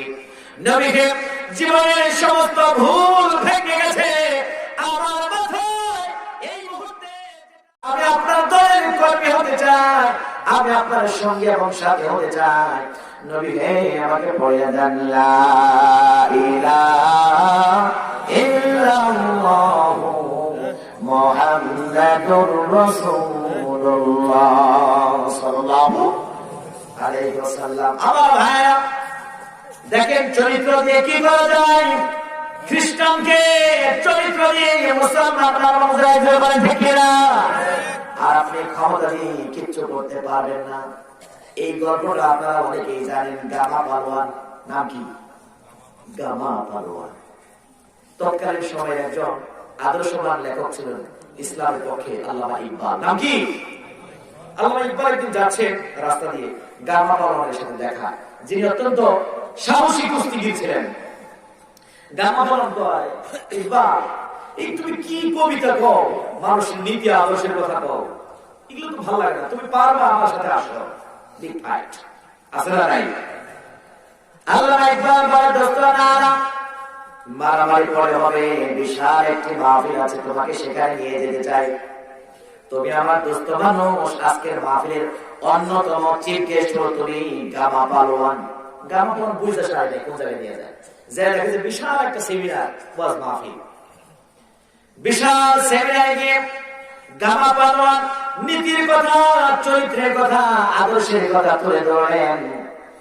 বক্তৃতা যখন শেষ হয়ে গেল, এক পর্যায়ে বলেন, আমি আল্লামা ইকবাল আপনাদের মধ্যে একটা সামান্য অনুরোধ, আমার বন্ধু গামা পালোয়ান আপনাদের সামনে দুই চারটা কথা বলবে, গামা পালোয়ানের কথা না শুনে আপনারা কেউ যাবেন না। গামা পালোয়ান ওই জায়গায় চোখ করে বলেছে। গামা পালোয়ানের সাথে এর আগে কোনো কন্ট্যাক্ট ছিল না যে ওকে এখানে কিছু নীতি আদর্শের কথা বলতে হবে। শোনার পরে তো পুরো শরীরের মধ্যে ঝাঁকি এসে বসে, ওই সর্বনাশ, এত মানুষের সামনে নীতি আদর্শের কথা বলাকে চারটে কেন বাবা? আমি তো কুস্তি করতে জানি 24 ঘন্টা, নীতি আদর্শের কথা জানি না। গামা পালোয়ান মান সম্মান রক্ষার্থে স্টেজে চলে আসলো। স্টেজে চলে আসা আসসালামু আলাইকুম, সালাম আছে না? কন্যাকে আসসালামু আলাইকুম। ওই সর্বনাশ, যত শিক্ষিত মানুষ সালাম তার তত বিকৃতি জোরে বলেন ঠিক না? কেউ কয় সালাম আলাইকুম, সালাম আলাইকুম আসসালাম। ইংল্যান্ড বক্তারা এক একজন এক এক রকম অর্থ করে। সালাম আলাইকুম তুই মরে যা, অর্থ কি? মানে এরকম বলা হয়, ও আলাইকুম তুইও মরে যা।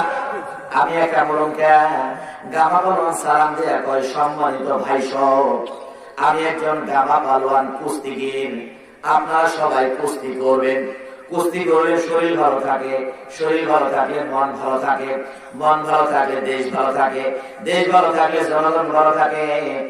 আল্লাহ হাফেজ। এটা কি কোন বক্তৃতা জানল? যত কথা সব কুস্তি নিয়ে, কিন্তু খেয়াল করে দেখা গেল কথা বললেন 3টা, কিন্তু এত বড় সাহসী একজন বীর পুরুষ, তার মাথায় থেকে টপ টপ করে পানি পায়ের মধ্যে একবার নিচে পড়তেছে। আল্লামা ইকবাল দেখতেছে বিষয়টা কি, মেজাজ খুব গরম। আল্লামা ইকবাল কই, দোস্ত কিরকম লাগলো? গামা পালন করে দোস্ত সালার নিচে আমার খবর দেখাই দিচ্ছি। আল্লামা ইকবাল রাগ করো কেন?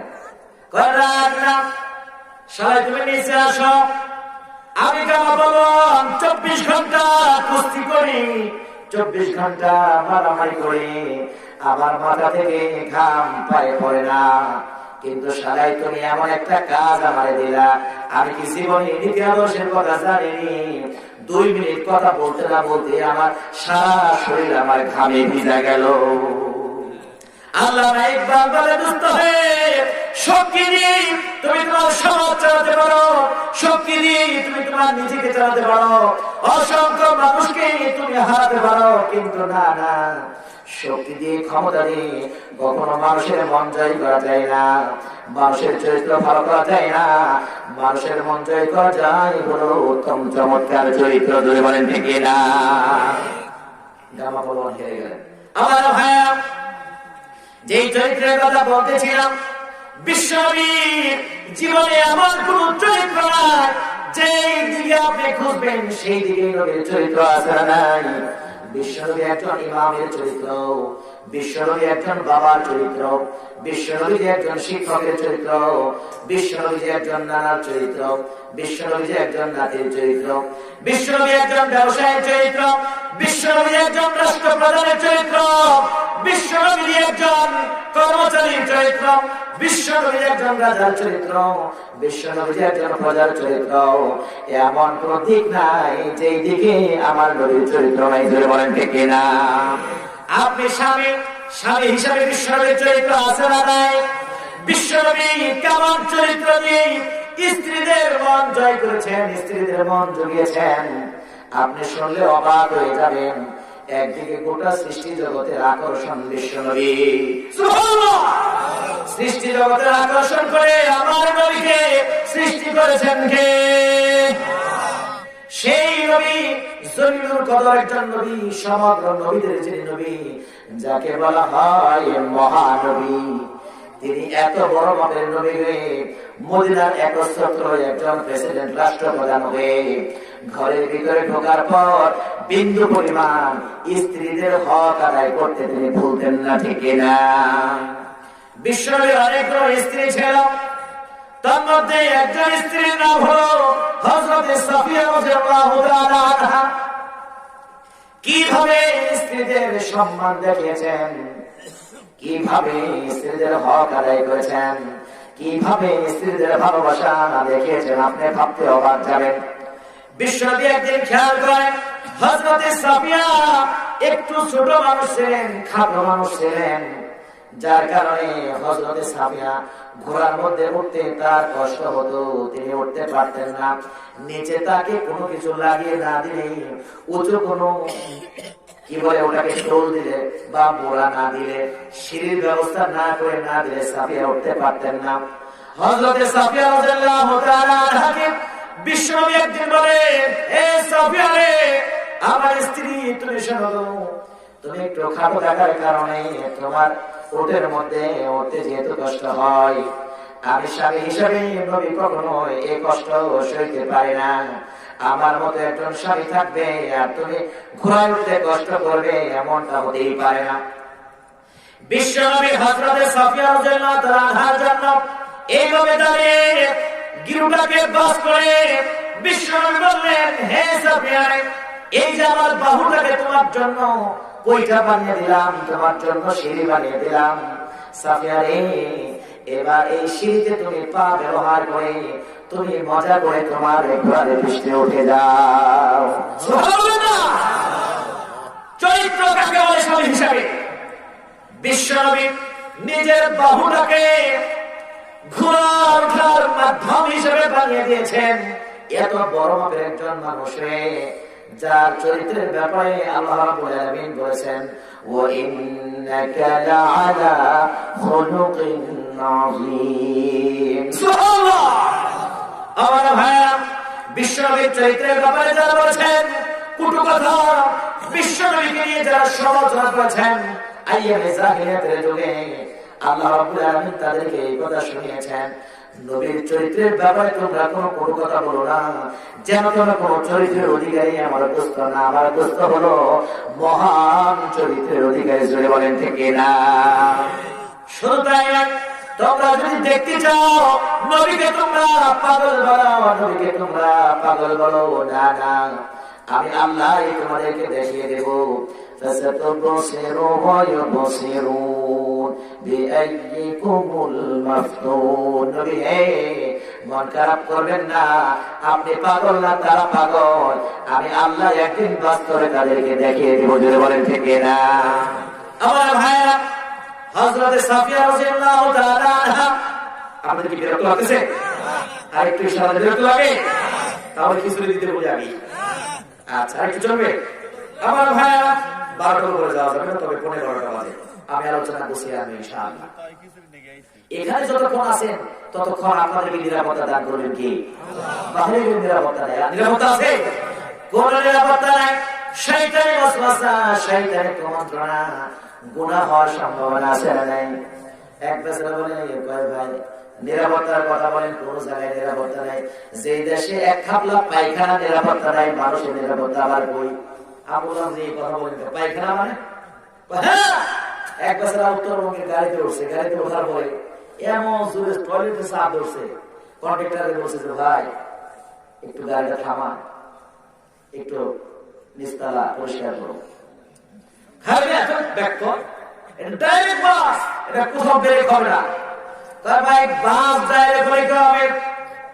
আমার তো নিচের অফিস বড় জামেস, পিছনে যে জিকিরের হালাতে থাকেন, জিকিরে কি টয়লেট থামে নাকি?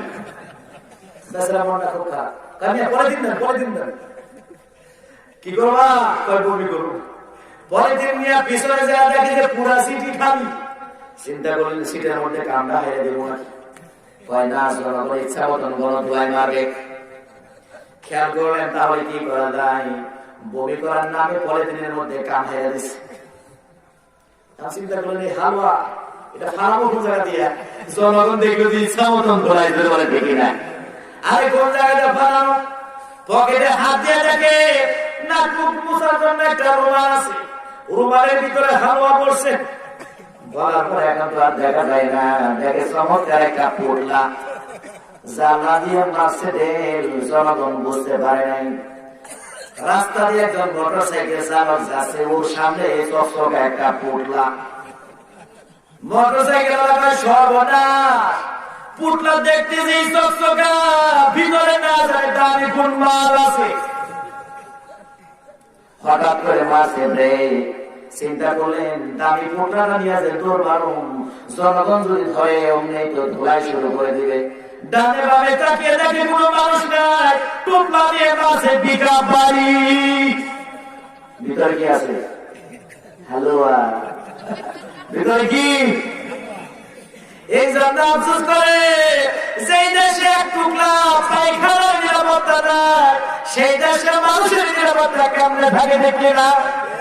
কিন্তু আমরা যখন কোরআনের মাহফিলে থাকি, আমাদের চতুর্দিকে আল্লাহ রহমতের ফেরেশতা দিয়ে বেষ্টন করে দেন কে? আরো জোরে কে? আমার ভাইরা, বিশ্বনবী হযরত মুহাম্মদুর রাসূলুল্লাহ সাল্লাল্লাহু আলাইহি ওয়াসাল্লাম স্বামী হিসাবে স্ত্রীর প্রতি যে দায়িত্বটা দেখিয়েছেন, আপনি ভাবতে অবাক যাবেন। হযরত সাফিয়া রাদিয়াল্লাহু তাআলা আনহা সহ সমগ্র পরিবার নিয়ে নবী আমার মদিনা থেকে যখন মক্কায় হজের জন্য যাত্রা করেন, পুরা পরিবার নিয়ে হজের জন্য মক্কায় যাত্রা করার পথে এক একজন স্ত্রীকে নবী আমার এক একটা ঘোড়ার ব্যবস্থা করে দিলেন। যেই ঘোড়াটা হযরত সাফিয়া রাদিয়াল্লাহু তাআলা আনহার বাটে পড়লো, কিছু দূর যেতে না যেতেই ঘোড়াটা অসুস্থ হয়ে গেলেন। অসুস্থ হওয়ার কারণে হযরত সাফিয়া রাদিয়াল্লাহু তাআলা আনহা পিছনে পড়ে গেলেন। বিশ্বনবী হঠাৎ করে খেয়াল করেন, পিছন দিকে তাকিয়ে দেখেন হযরত সাফিয়া বহুদূর। বিশ্বনবী খেয়াল করে দেখেন সাফিয়া পিছনে পড়ে চোখ দলাদলি করছে, চোখ থেকে পানি পড়ছে। বিশ্বনবী ঘোড়া থেকে লাফ দিয়ে মাটির মধ্যে নেমে গেলেন। এক দৌড় দিয়ে হযরত সাফিয়া রাদিয়াল্লাহু তাআলা আনহার কাছে চলে গেলেন। বিশ্বনবী বললেন, সাফিয়া রে, তুমি পিছনে কেন? তুমি কাঁদছো কেন? হযরত সাফিয়া বললেন, নবী হে, ঘোড়া আমার অসুস্থ, হাঁটতে পারে না। ঘোড়া অসুস্থতার কারণে আমি পিছনে পড়ে গেছি। আপনি তো ছোট্ট মানুষ, মাথা ছোট হয়ে গেছে। বিশ্বনবী রুমালটা বের করে সাফিয়াকে বললেন, সাফিয়া রে, তুমি কাঁদছো কেন? আমি নবী তোমাকে ভুলি নাই। বিশ্বনবী সাফিয়ার চোখের পানি মুছে দিলেন। বিশ্বনবী বললেন, সাফিয়া রে, তুমি ছিলা পিছনে, আমি এখান নিয়ে যাব তোমার সবার আগে। সুবহানাল্লাহ! কি চরম ভালোবাসা, কি চরম মহব্বত দেখিয়েছেন বিশ্বনবী স্ত্রীদেরকে। আরো গল্প আছে, আরো চমৎকার ঘটনা আছে। হযরত আয়েশা সিদ্দিকা অত্যন্ত ছোট্ট মানুষকে বলেন ঠিক কিনা, এত বড় ভাবে একজন মানুষের মন জুগিয়েছেন, যিনি দুনিয়ার নেতা, আখিরাতেও নেতা, বলেন ঠিক কিনা। বিশ্বনবী বলেছেন, আলা সাইয়্যিদু উলদি আদম, গোটা দুনিয়ার সব বনি আদমের সবার নেতা করে নবীকে বানিয়েছেন কে? এখন নেতা হইলে তার অহংকার আছে না নাই? কথা বলেন আছে? বিশ্বনবী বলেন না ফাখরা লাহু, এত বড় নেতা আমাকে আল্লাহ বানিয়েছেন, এ নিয়ে আমার সামান্যতম কোনো ফখর নাই, সামান্যতম কোনো অহংকার নাই। জোরে বলেন সুবহানাল্লাহ। শুধু দুনিয়ায় নাই, বিশ্বনবী বলেছেন আনা সাইয়্যিদু ওয়ালাদি আদম ইয়াউমাল কিয়ামাহ, আমাকে আল্লাহ কিয়ামতের মাঠে নেতা করে আল্লাহ উঠাবে। আল্লাহু আকবার। শুধু দুনিয়ায় নয়, আখিরাতে নেতা বানাবেন আমার নবীকে। বিশ্বনবী বলেন আউয়ালু মান ইয়ানশাকু আনহুল কবর, সর্বপ্রথম আমাকে আল্লাহ কবর থেকে উঠাবে। বিশ্বনবী বলেন সর্বপ্রথম কবর থেকে আমাকে উঠিয়ে শেষ নয়, ওয়া আউয়ালু শাফিঈন, সর্বপ্রথম যাকে শাফাআত করার জন্য, সুপারিশ করার জন্য আল্লাহ অনুমতি দিবেন, তিনি আমি মুহাম্মদ সাল্লাল্লাহু আলাইহি ওয়াসাল্লাম। সমগ্র নবীরা সুপারিশ করেন আল্লাহর কাছে অনুমতি ক্রমে। আল্লাহ নবী বলেন যার সুপারিশ সর্বপ্রথম কবুল করা হবে, ওয়া আউয়ালু মুশাফফিঈন, তিনি হলেন আমি মুহাম্মদ সাল্লাল্লাহু। এই জন্য যে নবী দুনিয়ার নেতা, যে নবী আখিরাতের নেতা, এমন নেতার পিছনে থাকা দরকার আছে না নাই? কারা কারা থাকতে রাজি নাই? তো হাত তুলে দেখায়। ওরে মাশাআল্লাহ, সবাই ঠিক হয়ে গেছে। সবাই বলে আলহামদুলিল্লাহ, ঠিক হয়ে গেছে। হুজুর তো মাঝে মাঝে উল্টা মারে, এই জন্য আপনাদের সচেতন, খেয়াল করে শুনতেছেন। এই জন্য আপনাদের জন্য একটা দোয়া, আল্লাহ যেন আপনাদের এই সময়টুকুকে আখিরাতের ময়দানে কিয়ামতের দিনে নাজাতের ওসিলা বানিয়ে দেয়। সকলে বলে আমিন, আর জোরে বলে আমিন। লা ইলাহা ইল্লাল্লাহ, জোরে লা ইলাহা ইল্লাল্লাহ, লা ইলাহা ইল্লাল্লাহ। আমার যখন পোড়াবে দিন, আসবে গহীন রাতি, থেকো আল্লাহ জীবনে, থেকো আল্লাহ জীবনে, হয়েছিল সাথী, আসবে গহীন রাতি। বলুন আমার যখন পড়াবে দিন, আসবে গহীন রাতি, থেকো আল্লাহ জীবনে, থেকো আল্লাহ জীবনে, হয়েছিল সাথী, আসবে গহীন রাতি। বলেন মারহাবা। আমার ভাইয়া আরো শুনবেন নবীর কাহিনী। বিশ্বনবী এত বড় নবীর লোক হয়ে, যার জীবনের আগে বর্তমানে ভবিষ্যতের গুনাহ মাফ করেছেন কে?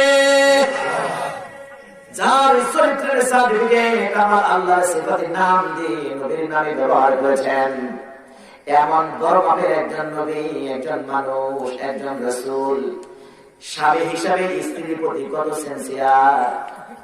ঈদের দিন হযরতে আয়েশা সিদ্দিকার সাথে কথা বলেন। হযরত আয়েশা সিদ্দিকাকে নবী আনন্দ দেওয়ার জন্য বলেন, আয়েশা রে, আজকে আনন্দের দিন, ঈদের দিন, তোমার কিছু মন চাইনি? হযরত আয়েশা সিদ্দিকা ছোট্ট মানুষ। আয়েশা বলে, নবী হে, মন তো বহু কিছু চায়, তাই কি পাওয়া যায়নি? নবী বলেন না না, বৈধ যা চাই, বৈধ আশাগুলো তোমাকে পূরণ করা হবে। হযরত আয়েশা সিদ্দিকা রাদিয়াল্লাহু তাআলা আনহা বলেন, নবী আজকে আনন্দের দিন, ঈদের দিন, আমার মন চায় সরাসরি নিজে মাঠে গিয়ে, ওই যে আপনার মসজিদ নববীর পাশে সাহাবা তীর ধনুকের খেলা খেলবে, আমি সচক্ষে সাথে গিয়ে আপনার সাথে খেলাটা দেখব। নবী বলে তাই? কয় হ্যাঁ। বিশ্বনবী বললেন, আয়েশা রে, তুমি আমার পিছু হাঁটো। বিশ্বনবী সামনে সামনে হাঁটেন, আয়েশা সিদ্দিকা তার পিছু হাঁটে। ছোট্ট মানুষ নবীর আড়ালে তিনি হাঁটতে লাগলেন। হাঁটতে হাঁটতে হাঁটতে হাঁটতে বিশ্বনবীর সাথে চলে গেলেন একেবারে মসজিদে নববীর আঙ্গিনায়। বিশ্বনবী বললেন, হযরত আয়েশা, তুমি আমার এই কাঁধের উপর দিয়ে এই যে খেলাটা তুমি দেখো, দেখো কত চমৎকার সাহাবারা তীর ধনুকের খেলা দেখে খেলা খেলে। আয়েশা সিদ্দিকা কখনো ডান পাশে কখনো বাম পাশে, নবীর কাঁধের উপর দিয়ে সরাসরি সাহাবাদের এই খেলাগুলো যখন দেখে, দেখতে দেখতে দেখতে দেখতে বিশ্বনবী জিজ্ঞেস করেন, আয়েশা এই যে তুমি খেলা দেখছো, আজকে এই খেলা দেখে তোমার মন ভরেছে কিনা? বিশ্বনবীর জবাবে হযরত আয়েশা সিদ্দিকা বলেন, নবী হে, আপনি আমাকে এমন খেলা দেখিয়েছেন, আজকে আমার গোটা মন যেন খেলা দেখে ভরে গেছে। সুবহানাল্লাহ। আমার ভাইয়া,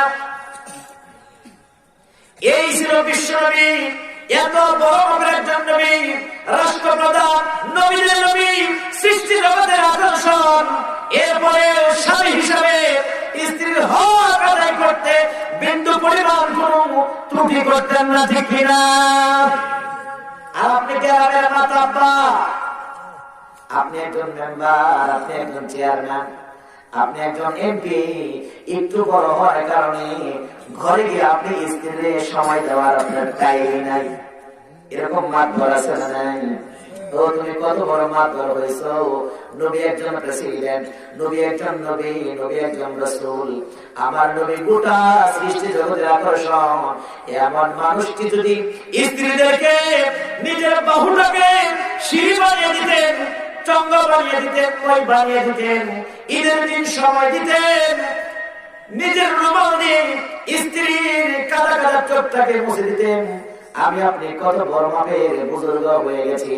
কেন আপনি স্ত্রীর হক আদায় করবেন না? আপনি যদি স্ত্রীকে ভালো না বাসেন, হক আদায় না করেন, আপনি কখনোই চরিত্রবান ভালো মানুষ হতে পারবেন না। জয় বলেন, ঠিক কিনা? নবী বলেছেন, খিয়ারুকুম খিয়ারুকুম নিসাউকুম। জয় বলেন সুবহানাল্লাহ। ও আমার মায়া, আপনাদেরকেও ভাবতে হবে। এতক্ষণ শুনলাম স্ত্রীর প্রতি স্বামীর দায়িত্ব, এখন দেখেন স্ত্রী হিসেবে স্বামীর দায়িত্ব কিভাবে আদায় করেছেন বিশ্বনবীর দাম্পত্য জীবনে তার স্ত্রীগণ। হযরতে সাফিয়া রাদিয়াল্লাহু তাআলা আনহার কথা বলতেছিলাম, তিনি চমৎকার করে বিশ্বনবীর জন্য দৃষ্টান্ত স্থাপন করেছেন। হযরতে খাদিজাতুল কুবরা বিশ্বনবীর জীবনের সর্বপ্রথম স্ত্রী। আমরা নবীর যখন 25 বছরের টকবগে যৌবন দিয়ে ভরা যুবক, সুন্দর মহানায়ক আমার নবী, এমন একজন নবী হিসেবে, এমন একজন মহানায়ক হিসেবে তার স্ত্রীটা কত সুন্দর, কত চমৎকার হওয়ার কথা ছিল, কিন্তু না না, আমার নবী তখন তার গোটা জীবনের জন্য এমন একজন মানুষ বাছাই করেন যার একাধিক বিয়ে হয়েছে, চাই চেহারাটাও তেমন সুন্দর ছিল না, বুড়ি মানুষ, 40 বছর বয়স, নাম হলো হযরতে খাদিজাতুল কুবরা। কিন্তু বিশ্বনবী খাদিজাতুল কুবরা কেমন প্রশংসা করেছেন, খাদিজাতুল কুবরা বিশ্বনবীকে কেমন মহব্বত দিয়েছেন, ভালোবাসা দিয়েছেন, খেয়াল করে দেখুন। আমার মায়েরা, আমার বোনেরা, হযরতে খাদিজাতুল কুবরার বয়স যখন ছিল, বলে খাদিজার বয়স 40 হতে পারে, কিন্তু তার ভালোবাসা, তার চলাফেরা, তার ওঠা বসা, তার আচার আচরণ আমি নবীকে এমন ভাবে মুগ্ধ করে রাখতো, আমি কখনোই মনে করতাম না যে 40 বছরের বুড়ি আমার খাদিজা, আমার মনে হতো আরো 20 বছরের যুবতী আমার খাদিজা। বলেন সুবহানাল্লাহ। ভালোবাসা কাকে বলে? স্বামীর জন্য বিশ্বনবীর স্ত্রীরা দৃষ্টান্ত স্থাপন করেছেন। হযরতে খাদিজার ব্যাপারে বিশ্বনবী বলেছেন, আমার খাদিজার শরীর স্পর্শ করলে আমার মনে হতো খাদিজা বুড়ি মানুষ না, আমার খাদিজা 18-20 বছরের যুবতী। সুবহানাল্লাহ। বিশ্বনবী বলেন, আমার দাওয়াতি কাজে যখনই রাত্রি হতো, ঘরে ফিরতে আমার দেরি হতো, দরজার মাঝে একবার খাদিজা বলে দরজায় নক করতে দেরি, আমার খাদিজাকে কখনো দুবার ডাকতে হয় না, আমার খাদিজা দরজা খুলে লাফাই করে দাঁড়িয়ে যেতে দেরি হতো না। ও আমার মায়েরা, স্বামীকে কেমন ভালোবাসে? আপনার এই ভালোবাসার মাঝে যেন দুনিয়ার কোনো ভালোবাসা না থাকে। আপনি তো শারীরিক ভালোবাসা দেন স্বামীকে, ভালো বাজারের ভালোবাসা দেন আপনার স্বামীকে, না না, আপনার স্বামী ব্যবসা করে, আপনার স্বামী চাকরি করে, আপনার স্বামী কৃষি কাজ করে, একটু বাড়ি ফিরতে দেরি হলে আপনাকে দেখে দেখে ঘর থেকে ওঠানো লাগে, খাবারটাকে বেড়ে বেড়ে নিজের হাতেই বেড়ে খেতে হয়। কেন? আপনি পোড়া কপাল নারী, আপনি পোড়া কপাল স্ত্রী। আপনার তো এমনটা হয় কথা নয়। একটু রাত্রি যদি আপনার স্বামী ঘরে ফিরতে হয়, ফিরতে দেরি হয়, তাহলে আপনি তো জেগে জেগে স্বামীর জন্য অপেক্ষা করার কথা, ঠিক না? স্বামীকে যদি আপনি মহব্বত করেন, স্বামীকে যদি আপনি ভালোবাসেন, আপনার সম্মান বাড়িয়ে দিবেন কে? একজন মহিলার সম্মান বাড়ার অন্যতম একটা মাধ্যম, অন্যতম একটা মিডিয়া হলো স্বামীর ভালোবাসা, স্বামীর খেদমত করা। জ্বলন্ত প্রমাণ হলো বিশ্বনবী গোটা আরববাসী, গোটা মক্কা, গোটা পৃথিবীর সমগ্র জিহাদের মানুষদেরকে নিয়ে, জাহান্নামী মানুষদেরকে নিয়ে, বর্বর মানুষদেরকে নিয়ে যখন ভাবেন, চিন্তা করেন, সেই জাবালে নূর গারে হেরা নামক পাহাড়ের সেই গুহা, যে গুহায় আমি জহিরুল ইসলাম জিহাদের উঠতে লাগছে 1 ঘন্টা। কয় ঘন্টা? আমি তো জোয়ান মানুষ, পোলাপান মানুষ। 1 ঘন্টা যদি আমার উঠতে লাগে, একজন বুড়া মানুষের 1.5-2 ঘন্টা চলে যায়। এরপরও তো কিছুটা সিঁড়ির ব্যবস্থা করা আছে। বর্তমানে 1500 বছর আগে ওই জাবালে নূর নামক পর্বতে ওঠার জন্য কোনো সিঁড়ি ছিল না, কোন রেলিং ছিল না। এক পাথর ধরে আর এক পাথর ধরে ওঠা লাগতো। এমন একটা সময় বিশ্বনবী ধ্যানমগ্ন ছিলেন সেই জাবালে নূর গারে হেরা নামক সেই পাহাড়ের গুহায়। বিশ্বনবীর ভালোবাসা এবং মহব্বতের কারণে সম্ভব হয়েছে 40 বছরের অধিক একজন বুড়ি মহিলা এক হাতে খাবার আর এক হাত দিয়ে পাথর ধরে ধরে বেবে 2500 ফিট উঁচু পাহাড়ের চূড়ায় জাবালে নূর গারে হেরার পর্বতে উঠে যাওয়া। তার এই স্বামীর প্রতি ভালোবাসা, তার এই স্বামীর প্রতি বিসর্জন, স্বামীর প্রতি কুরবানি আমার আল্লাহর কাছে এত ভালো লেগেছে, এত পছন্দ হয়েছে। একদিন আমার আল্লাহ আসমান থেকে দেখেন চমৎকার দৃশ্য। আল্লাহ ভিডিও করে, ও আমার দোস্ত তাকিয়ে দেখো, তোমাকে তোমার স্ত্রী আমার খাদিজা কত ভালোবাসে। একজন বুড়ি মানুষ এক হাতে পাথর ধরে ধরে উপর দিকে উঠে, ওই দেখো আমার খাদিজা আর হাতের মধ্যে সামান্য খাবার, সামান্য তরকারি হাতে নিয়ে না জানি খাবার গুলো পড়ে যায়, না জানি নিজেই পিছলে পড়ে যায়। এমন একটি খারাপ পাহাড় গোটা আরবের মধ্যে একটাও নাই। সেই পাহাড় থেকে স্লিপ কেটে পড়তে দিই জীবন বের হতে হয়তো দেরি হবে না। এমন একটা পাহাড় বেয়ে বেয়ে যখন আমার খাদিজা ওঠে, মা খাদিজা উঠা অবস্থায় আল্লাহ আগে সংবাদ দেয়, দুস্থ হে, ওই যে তোমার ভালোবাসার টানে, ওই যে তোমার মহব্বতের টানে আমার খাদিজা তোমার জন্য খাবার নিয়ে আসে। আজকে তোমার কাছে আসার পরই আমার পক্ষ থেকে জানিয়ে দিবা, খাদিজা রে, তোমার সম্মানে আমার আল্লাহ তোমাকে সালাম জানিয়েছে। স্বামীকে যদি কেউ ভালোবাসে, ওই নারীর সম্মান বাড়িয়ে দেয় কে?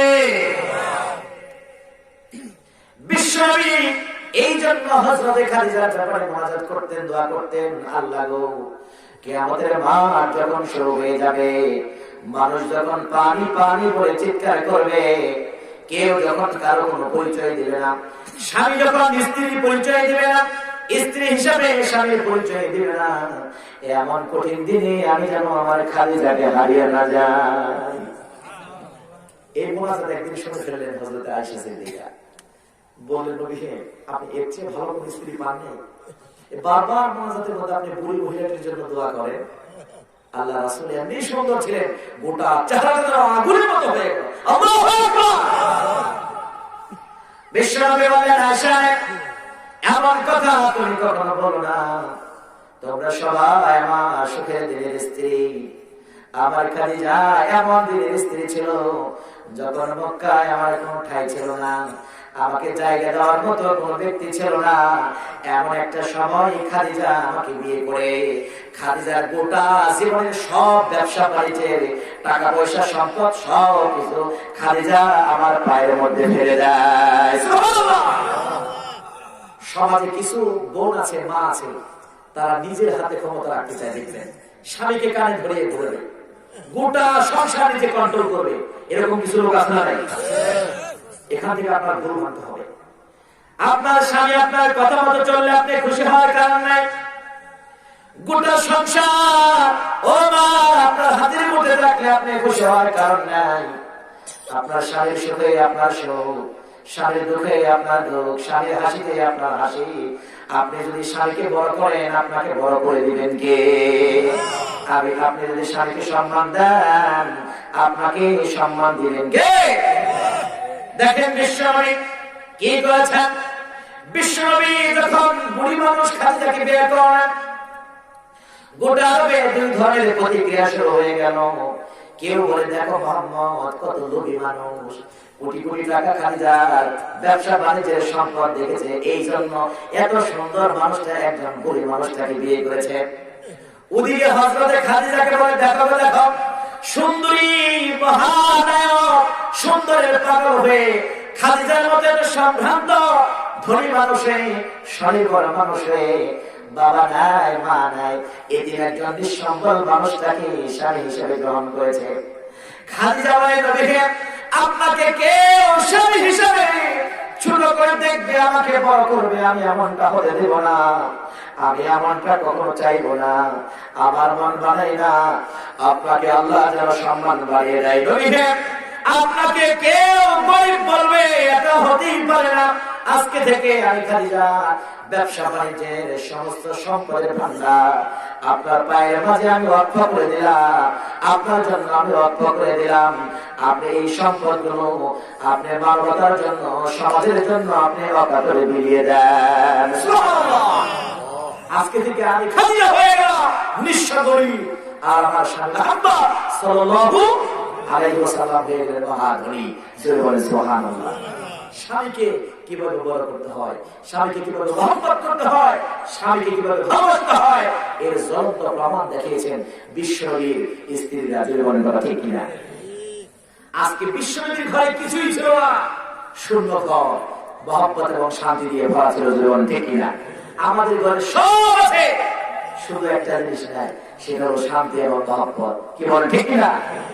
আমার মায়া, আমার বোনেরা, সম্মানিত যদি হতে চান, হযরত আয়েশা সিদ্দিকা বলেন 5 কারণে আল্লাহ আমাকে সম্মানিত করেছেন। 5 কারণে আল্লাহ আমাকে সম্মানিত করেছেন। তার 1 নাম্বার কারণ হলো সাধারণ কোন মানুষ নয়, বিশ্বনবীর মতো মানুষকে আল্লাহ আমার স্বামী বানিয়েছে। স্বামীর প্রশংসা করতে শিখো, স্বামীকে বড় করতে শিখো। কখনো আপনি স্বামীকে ছোট করে, হেয় করে, আপনার স্বামীকে আপনার কন্ট্রোলে রেখে আপনি কখনো সম্মানিত হতে পারবেন না। যদি বলেন ঠিক কিনা? বিশ্বনবীর স্ত্রী আয়েশা সিদ্দিকা বলেন 2 নাম্বার কারণ হলো আমার উরুর মাঝে, আমার বাহুর মাঝে মাথা রাখা অবস্থায় বিশ্বনবীর উপর আল্লাহর কোরআন নিয়ে জিবরাইল আমিন ফেরেশতা আসে। সুবহানাল্লাহ। এরপরে হযরত আয়েশা সিদ্দিকা বলেন আমার কোলে মাথা রেখে বিশ্বনবী দুনিয়া থেকে বিদায় নিয়ে চলে গেছেন। শুধু তাই নয়, বিশ্বনবীর স্ত্রী হযরত আয়েশা সিদ্দিকা বলেন আমার চরিত্রের সার্টিফিকেট দুনিয়ার সাধারণ কোন মানুষ দেয় নাই, আমার চরিত্রের সার্টিফিকেট আমার আল্লাহ দিয়েছেন। ধরে বলেন ঠিক কিনা? 5 নাম্বার কারণ হলো বিশ্বনবীর রওজা মুবারক আমি আয়েশা সিদ্দিকার হুজরা এবং ঘরের মধ্যেই হয়েছে। হযরত আয়েশা সিদ্দিকার এমন বহু ঘটনা আছে। নবী আমার রাষ্ট্রীয় কাজকর্ম সেরে যেই দিন আয়েশার ঘরে নবীজি থাকার পালা, সেই দিন আয়েশার ঘরে ঢুকতে দেরি হযরত আয়েশা সিদ্দিকা রাদিয়াল্লাহু তাআলা আনহা নিজের বাহুটাকে বালিশ বানিয়ে দিতেন। সুবহানাল্লাহ। বালিশ বুঝেন তো আপনারা? মাথা দিয়ে আরাম করবা, নিজের কোলটাকে বালিশ বানিয়ে দিতেন। হযরত আয়েশা সিদ্দিকা বলেন রাসূল আমার সারাদিন ক্লান্ত পরিশ্রান্ত, হঠাৎ করে ঘুমিয়ে যেতেন। আমি আয়েশা সিদ্দিকা পারতাম বিশ্বনবীর মাথার তলে ওই খেজুর পাতা বিশিষ্ট সেই বালিশ তার মাথার মধ্যে দিতে পারতাম, কিন্তু আমি আয়েশা দেই নাই। কারণ সারাদিন কষ্ট করে নবী আমার আরাম ফরমাচ্ছেন, নবীর আরামের বেঘাত হবে, ঘুমের কষ্ট হবে, এই চিন্তা করে আমি আয়েশা সিদ্দিকা দেয়ালের মাঝে পিঠ লাগিয়ে নবীর মাথাটাকে কোলে নিয়ে আমি ঘুমিয়ে যেতাম। তবু নবীকে কষ্ট মনে করি তার মাথাটাকে কুল থেকে সরাতাম না। সুবহানাল্লাহ বলেন না? আপনি আজকে গিয়ে একটু প্রস্তাব দেন না, বিউটির মা সারা জীবনে বালিশেই ঘুমাইছি, আজকে নিয়োগ করেছি একটু হুজুরের ওয়াজ শুনি না, নবীর সুন্নাত আদায় করবার চাই, তোমার কুলের মধ্যে মাথা রেখে একটু ঘুমিয়ে চাই, একটু কথা বলে তো রাজি হবে? কার কার বউ রাজি হবে একটু হাত তোলেন তো। একজন না, আমি বক্তা বউ রাজি হবো কিনা তাও সন্দেহ আছে। কি কথা বলে দেখেন, বউ বলে ভাব দেখি না জায়গা বল না, বালিশের কি অভাব নেই। কি কথা বলে দেখেন, নবীজির স্ত্রীরা শিখিয়েছেন। সর্বশেষ ছোট্ট একটি ঘটনা বলে আমি বিদায় দিব। যেই চরিত্রের উপরে নবীজির কথা বলতেছিলাম, সেই চরিত্রের মূল মন্ত্র, সেই চরিত্রের মূল গাইড, সেই চরিত্রের মূল কিতাব হলো আল্লাহর কোরআন। জুড়ে বলেন ঠিক কিনা? আয়েশা সিদ্দিকাকে জিজ্ঞেস করা হলো, নবী হে আয়েশা, নবীর চরিত্র সম্পর্কে কিছু আমাদেরকে বলেন। আয়েশা সিদ্দিকা বলেন, কেন, তুমি কি কোরআন পড়ো না, কোরআন জানো না? হ্যাঁ, কয় কোরআনের হুবহু চরিত্র হলো আমার নবীর চরিত্র। জুড়ে বলেন সুবহানাল্লাহ। সেই কোরআন একজন মানুষকে হিরো বানিয়ে দিতে পারে, সেই কোরআনের সাথে যদি কেউ ফেসলামি করে একজন মানুষকে জিরো বানিয়ে দিতে পারে। জোরে বলেন ঠিক কিনা? আমার ভাইয়া, সেই কোরআনের উপর আল্লাহ রাব্বুল আলামিন যেন আমল করার তৌফিক দেয়, বিশ্বনবীর চরিত্রের উপর যেন আমল করার তৌফিক দেয়। ও আমার ভাইরা, ও আমার বোনেরা, যেই নবীর জন্য, যেই স্বামীর জন্য, ভালোবাসার জন্য হযরতে খাদিজাতুল কুবরা দৃষ্টান্ত স্থাপন করেছেন, হযরতে আয়েশা সিদ্দিকা আঙ্গুল ফাটিয়ে রক্ত বের করে দিয়েছেন, হযরতে আয়েশা সিদ্দিকা নিজের উরুটাকে বালিশ বানিয়ে দিয়েছেন, এমন ভাবে যেন আমরা স্বামীর খেদমত করতে পারি। আল্লাহ তৌফিক দান করুন, বলেন আমিন। আমি আবার নবাব রাসূলুল্লাহ আমি যেন এমন কামল না করি, শুধু ও তো সারাদিন আমার খেদমতই করবে আর খেদমতই করবে। না না, ভুলে গেলে চলবে না, নবী রুমাল দিয়ে চোখ মুছে দিয়েছেন, নিজের বাহুটাকে স্ত্রীর জন্য চঙ্গ বানিয়ে দিয়েছেন। সুবহানাল্লাহ। এইভাবে বুঝে শুনে যেন আল্লাহ আমাদের সব ভাইকে আমল করার তৌফিক দান করেন, সকলে বলেন আমিন। আমরা যদি বিশ্বনবীর দাম্পত্য জীবন থেকে আদর্শ নিতে পারি, শিক্ষা নিতে পারি, আজও আমাদের এই সমাজটার মধ্যে, আমাদের সমাজ, আমাদের পরিবার, আমাদের ঘরকে রহমতে ভরে দিবেন কে? আরো দেবেন কে? আল্লাহ তৌফিক দান করুন। আপনারা সকলেই ভালো থাকুন, আল্লাহ সুস্থ রাখুন, যতদিন পর্যন্ত বেঁচে থাকবেন ঈমানের সাথে থাকুন। আল্লাহ হাফিজ। আসসালামু আলাইকুম ওয়া রাহমাতুল্লাহি ওয়া বারাকাতুহু।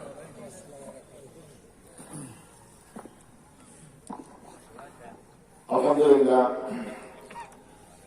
মাগরিবের নামাজের পর থেকে এই পর্যন্ত বিভিন্ন ওলামায়ে কেরামের জবান থেকে অত্যন্ত গুরুত্বপূর্ণ আলোচনা হয়েছিল। এখন দোয়া হবে ইনশাআল্লাহ। তো আমরা সবাই বসে দোয়া হবে ইনশাআল্লাহ। দোয়ার পরে ইনশাআল্লাহ আজকের এই মাহফিলের সমাপ্তি।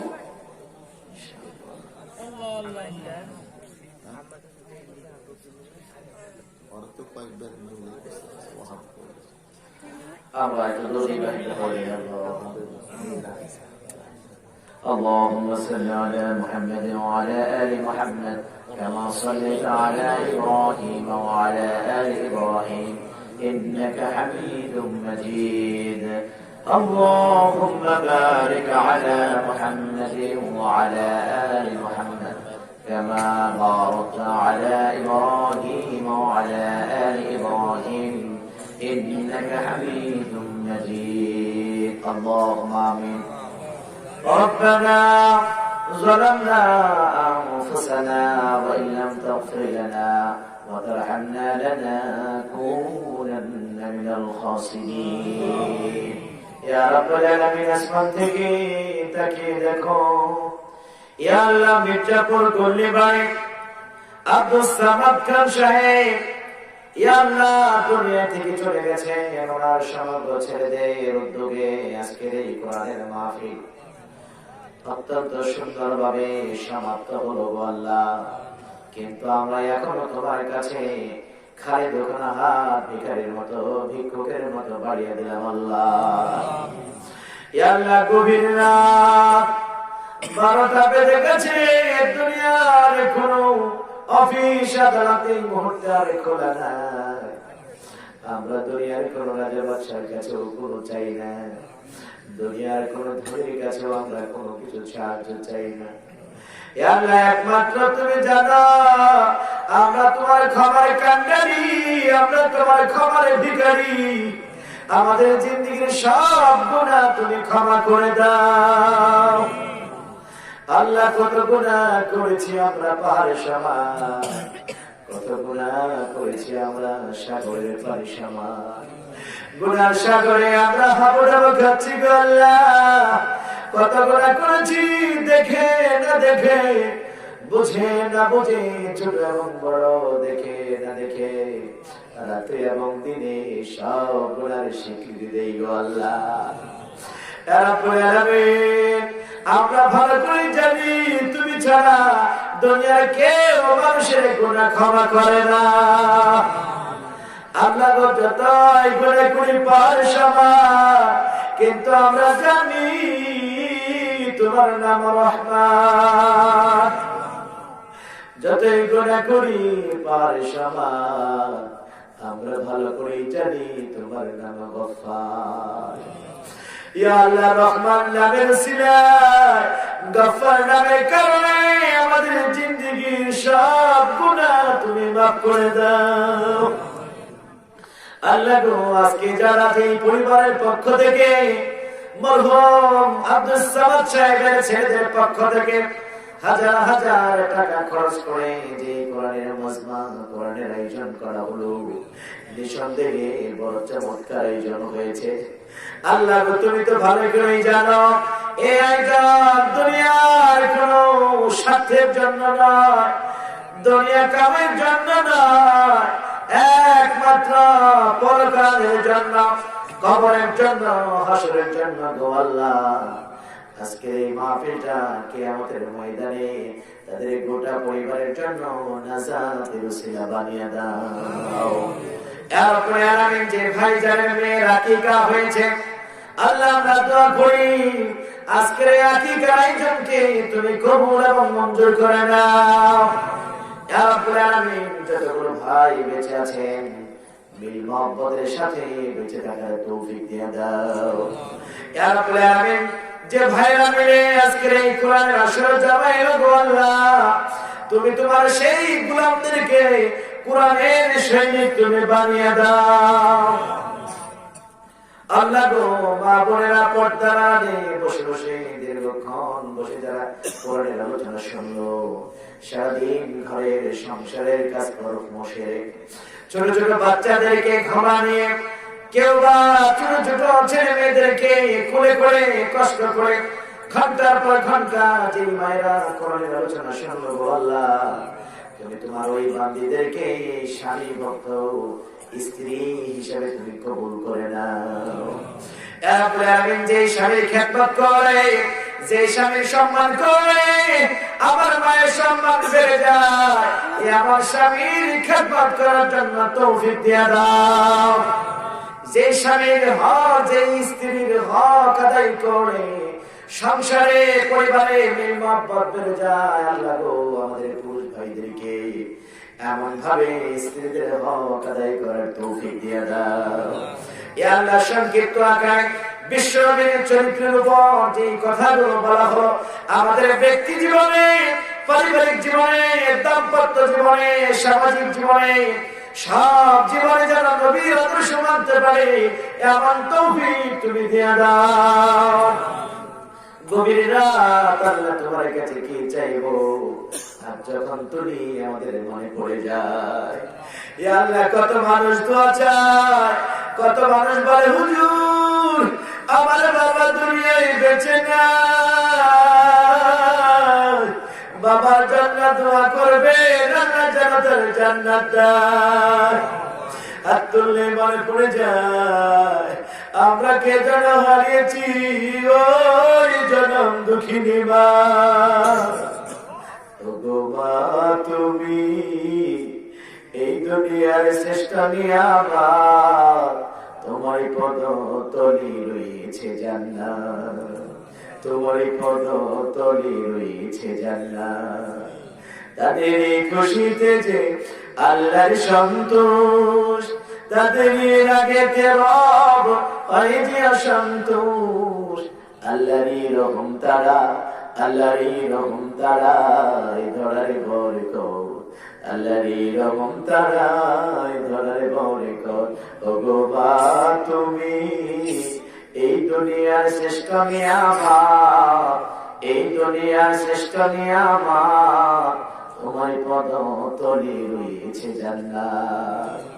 ইয়া আল্লাহ, আমার মা যারা হারিয়েছি, বেঁচে থাকলে সিঙ্গাপুর থেকে মায়ের সাথে কথা বলা যায়, বিজ্ঞানের যুগ, ভিডিও কলে দেখে দেখে মার সাথে কথা হয়। মা বলে, বাবারে তোর চেহারাটা শোক না কেন, তোর চেহারাটা কালো কেন। সেই মা যখন চলে যায় দুনিয়া ছেড়ে, সন্তান মার কবরের পাশে দাঁড়িয়ে দাঁড়িয়ে হাজার বার মা মা বলে ডাক দেয়। ওই ছোট্ট মাটির ঘর থেকে মা একবারের জন্য সাড়া দেয় না। এমন মা যারা হারিয়েছি, বাবা যারা হারিয়েছি, মা বাবাটাকে তুমি জান্নাতের মেহমান বানিয়ে নাও। ইয়া আল্লাহ, মরহুম আব্দুস সামাদ সাহেব যোগ্য বাবার যোগ্য সন্তান, যারা কোরআনের আয়োজন করো, ইয়া আল্লাহ মাহফিলের আয়োজন করো, এই কারণে তুমি তার বাবার কবরটাকে, মার কবরটাকে জান্নাতের টুকরা বানাও। ইয়া আল্লাহ, মাত্র পরিবারের মধ্যে তুমি সুখ শান্তি দিয়ে দাও, শয়তানি ওয়াসওয়াসা কুমন্ত্রণা থেকে হেফাজত করো আল্লাহ। ভাই ভাই মিলেমিশে চলার জন্য তৌফিক দিয়ে দাও। বুড়া মানুষদেরকে তুমি হায়াত বাড়িয়ে দাও আল্লাহ। জওয়ান মানুষদের তুমি ইমান তুমি বাড়িয়ে দাও। ইয়া আল্লাহ, আমাদের সামনে চমৎকার একটি মাদ্রাসা, আল্লাহ মাদ্রাসাকে তুমি কবুল এবং মঞ্জুর করে নাও। ইয়া আল্লাহ, আজকের মাহফিলের সম্মানিত সভাপতি, ইয়া আল্লাহ চমৎকার যার আচরণে মুগ্ধ হয়েছি হযরত মাওলানা আবু হানিফ জিহাদি সাহেব, ইয়া আল্লাহ